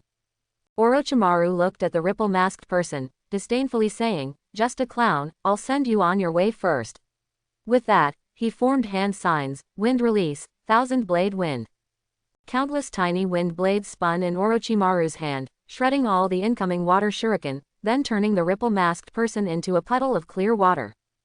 The ripple-masked person used a substitution jutsu to evade Orochimaru's ninjutsu and was about to attack again, when he heard a voice say, Ninja Art, Twin Snake Mutual Death Jutsu. 2 3-meter-long snakes emerged from the puddles, coiling around the ripple-masked person like a twisted rope, then wrapping around each other on his body, getting tighter and tighter, until death. On the other side, Shimura Seba saw Princess Tsukikage about to use ninjutsu and immediately unleashed heat breath. The scorching flames instantly evaporated Princess Tsukikage's ice defense. A plume of white mist, like smoke, suddenly gushed from the crystal ring on Tsukikage's left hand. Upon contact with the heat breath, the white mist melted like snow in spring. With a crisp crack, the ring in Princess Tsukikage's hand, the Heart of Snow, instantly became covered in cracks. Without the Heart of Snow to block it, the heat breath would only need a moment to evaporate Princess Tsukikage. At the critical moment, Orochimaru, who had just killed the ripple-masked person, suddenly took Princess Tsukikage and dodged the heat breath attack. The scorching heat breath landed on Peach Garden Village in the distance, instantly setting the village ablaze. Although Orochimaru had witnessed the terrifying destructive power of Shimura Seba's heat breath before, he couldn't help but marvel at the strength of this power every time he saw it. If it weren't for experiments showing that Shimura Seba's power was incompatible with chakra, he would have coveted Shimura Seba's innate power. Orochimaru took the cracked Heart of Snow from the unconscious Princess Tsukikage's hand and regretfully said, what a pity for this ninja tool. This is a rare item that allows ordinary ninja to use the Yukigakure clan's bloodline limit abilities. Shimura Seba returned to his human form and stood beside Princess Tsukikage, looking at this princess of the Land of Frost with complex emotions. he couldn't help but feel some sympathy for her country. This had nothing to do with his position, merely a lament for the helplessness of small countries caught in the power struggles of stronger ones. Orochimaru tossed the heart of snow to Shimurasiba, saying, "This is your spoils of war from your first mission. Even though it's damaged, you can keep it as a memento." Then, Orochimaru hoisted Princess Tsuki-Kage onto his shoulder and said, "I'll wait for you in the forest ahead. Deal with things here and then come find me." Shimurasiba watched Orochimaru leave, then turned to look behind him. Haruko's yard was surrounded by residual signs of battle, but fortunately, her house had not been affected. By this time, many of the villagers who had been stunned by the Houshoku had awakened. They had watched their powerful leader be defeated. Now, seeing Shimurasiba look at them, everyone immediately showed expressions of fear. Haruko also woke up, shocked by the destructive power of this battle. It was something ordinary people like them could never contend with. Her heart was filled with unease, unsure how she and the villagers would be dealt with. This was their sorrow, unable to control their own fate, only able to hope for the mercy and tolerance of others. Shimurasiba saw the fear and unease in the villagers' eyes. He didn't know how to deal with these people who had once tried to kill him. According to the law, they deserved death for murder and robbery. But being oppressed by nobles, they were also forced into it. If they could eat and drink their fill, who would become bandits? Just then, Funakoshi's voice came from the crowd, "Ninja-sama, we know our crimes are unforgivable. I am willing to confess everything, but most of them were coerced. Please, be lenient with them, sir. I am willing to help you find the other leaders." Funakoshi, supported by others, walked to the front of the crowd. With a mournful tone, he recounted the events. It turned out that more than 3 months ago, Tsuki-Kage had traveled to various villages near Taoyuan Valley, persuading the villagers. Tsuki-Kage not only displayed powerful strength but also expressed dissatisfaction and indignation against the oppression of the nobles. This resonated with people in all the nearby villages, leading them to become bandits under Tsuki-Kage's leadership. And Tsuki-Kage did not disappoint. Not only did she repeatedly help the villagers intercept money and food to distribute to the various villages, but when the nobles dispatched troops to suppress the bandits, she had the villagers scatter and return to their respective villages to hide. The anti-bandit troops couldn't find the bandits and never suspected that these villagers were the bandits, so they had to return in defeat. To better organize these villagers, Tsuki-Kage selected a leader in each village. Funakoshi was the leader of Peach Garden Village. Then Funakoshi confessed the names of 9 people. He had the villagers hand over a list with these names to Shimurasiba. Shimurasiba took the list and said, "I don't know how to handle your problem. Since the matter is clear, I will report it to the village. The village will deal with you later. However, I'm not sure what the village will do to you, so you must look out for yourselves." With that, Shimurasiba turned and left. Shimurasiba and Orochimaru met outside the forest. Shimurasiba once again transformed into his beast form, carrying Orochimaru and the unconscious Princess Tsuki-Kage, and soared into the clouds. Along the way, Shimurasiba asked Orochimaru how the village would ultimately handle this matter. Orochimaru, however, coldly stated that it was none of their concern, as ninja merely completed the missions assigned by their clients. Shimurasiba fell silent. He sensed Orochimaru's disregard for life. Perhaps this was the mindset a ninja who had experienced life and death should possess. Ninja not only disregarded the lives of ordinary people, they didn't even value their own lives. As they approached Konoha village, Orochimaru looked at Konoha and said to Shimurasiba, who was carrying Princess Tsuki-Kage, "Ninja are also human, and our lives as ninja are equally fragile. Moreover, there are many special existences among ninja. They have their own ideals, and they all fight for their respective ideals, that is their ninja way." Then what is Orochimaru-sensei's ninja way? Although Shimurasiba knew that Orochimaru pursued the truth of this world, and for that, he desired immortality, because only then could he continuously explore the existence of truth. But as a ninja with immense power, didn't he want to change something? Orochimaru chuckled, his eyes gleaming with an enigmatic light, saying, "I once wanted to change this world too, but I found that only we changed, and the world never changed because of our efforts. So I only want to do what interests me, because there are too many interesting things in this world." In Orochimaru's words, Shimurasiba heard much helplessness, disappointment, and powerlessness. Indeed, The world would not change its laws of development because of one person's will. Even the Six Paths sage couldn't change it, and even someone as strong as Senju Hashirama only ended the Sengoku period, yet he didn't achieve the peace he desired.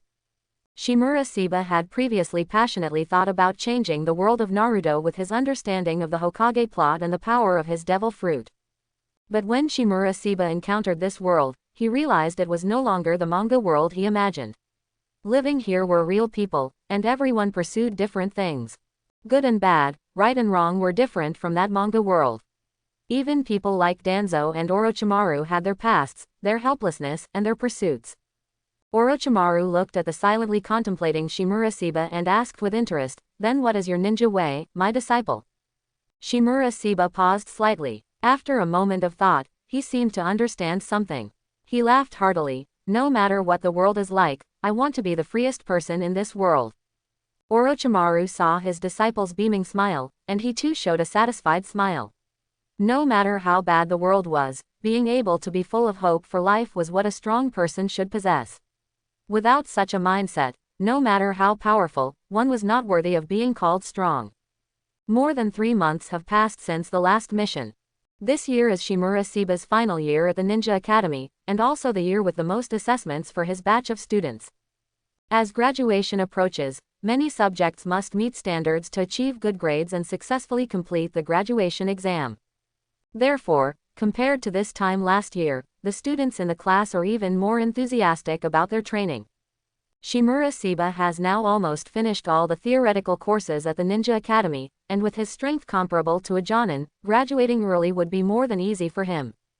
However, he still followed Danzo's advice and chose to graduate at the same time as his classmates. The reason for this choice, Danzo explained, was, there are 3 main purposes for ninja clan members to study at the Ninja Academy. The first is to send out geniuses from their clan to display their strength.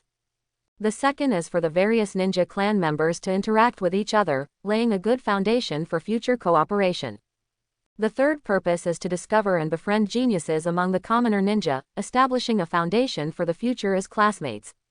Shimura Seba recalled these 3 reasons Danzo mentioned, and truly admired the foresight of these ninja clans in the village. They use the opportunity of studying at the Ninja Academy to allow the younger generations of each clan to build friendships and to recruit geniuses from among the commoner ninja.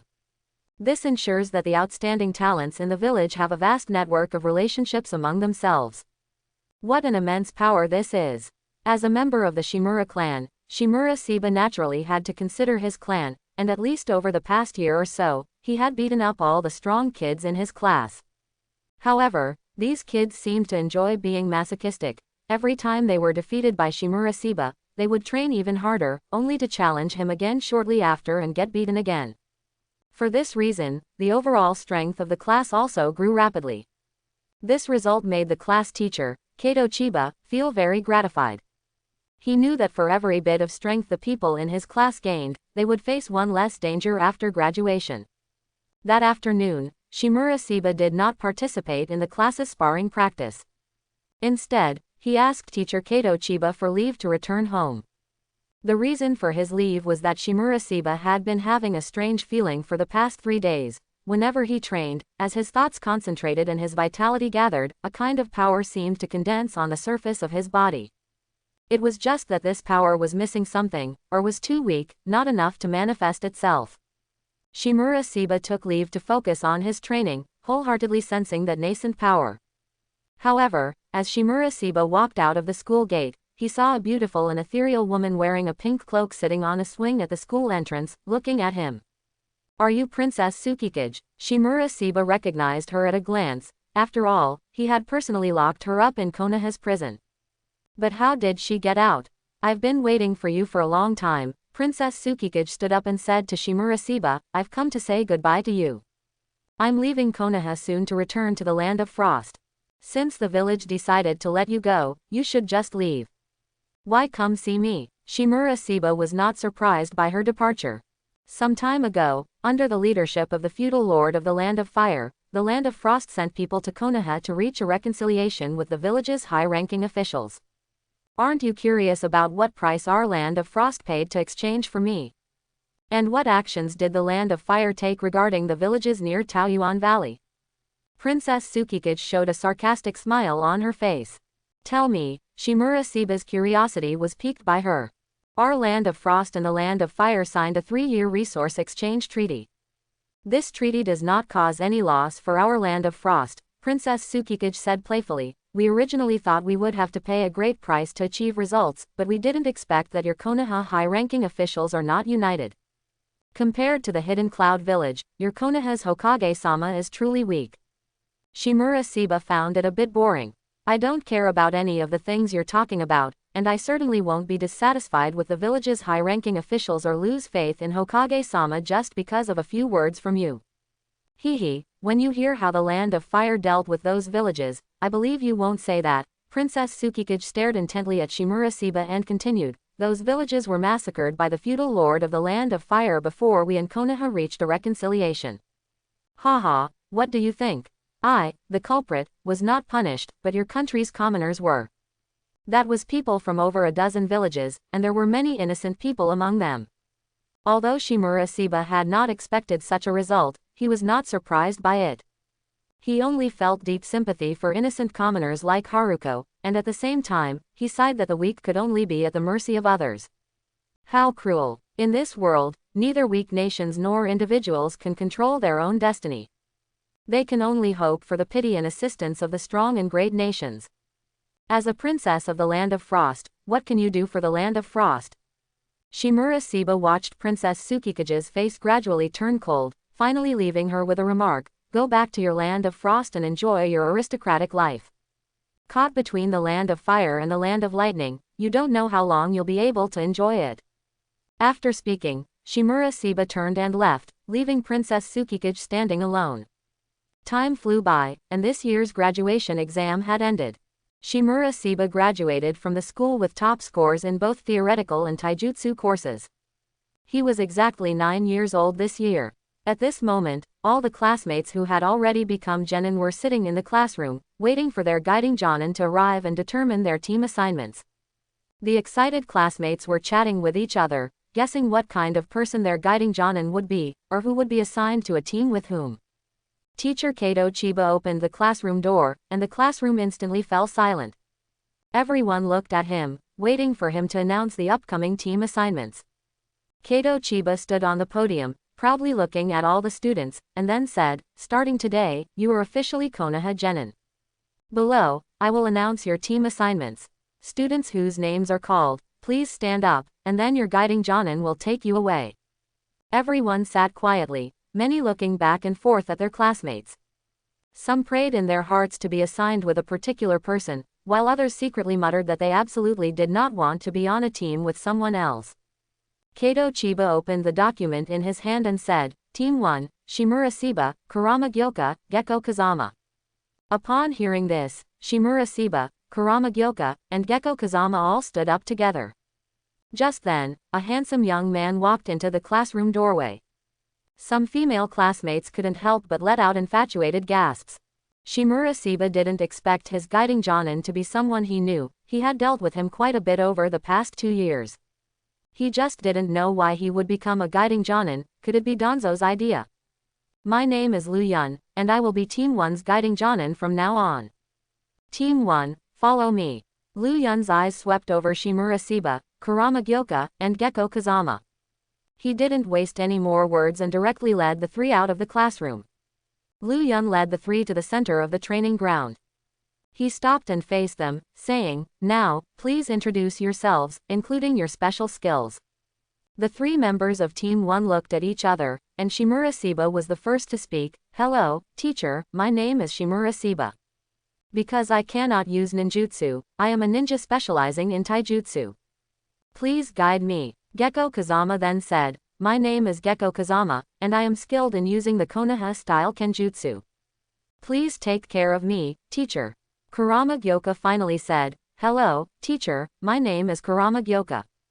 Due to our clan's bloodline limit, I am not skilled in taijutsu, I am a genjutsu ninja. Please guide me, teacher. Lu Yun nodded to the 3 of them and then said, that's all for today. Tomorrow morning at 7 o'clock, we will gather at training ground number 33. Remember to be on time. Anyone who is late will have their ninja status revoked. After the three agreed, Lu Yun transformed into a puff of smoke and disappeared. I hope everyone will support it and subscribe for more videos.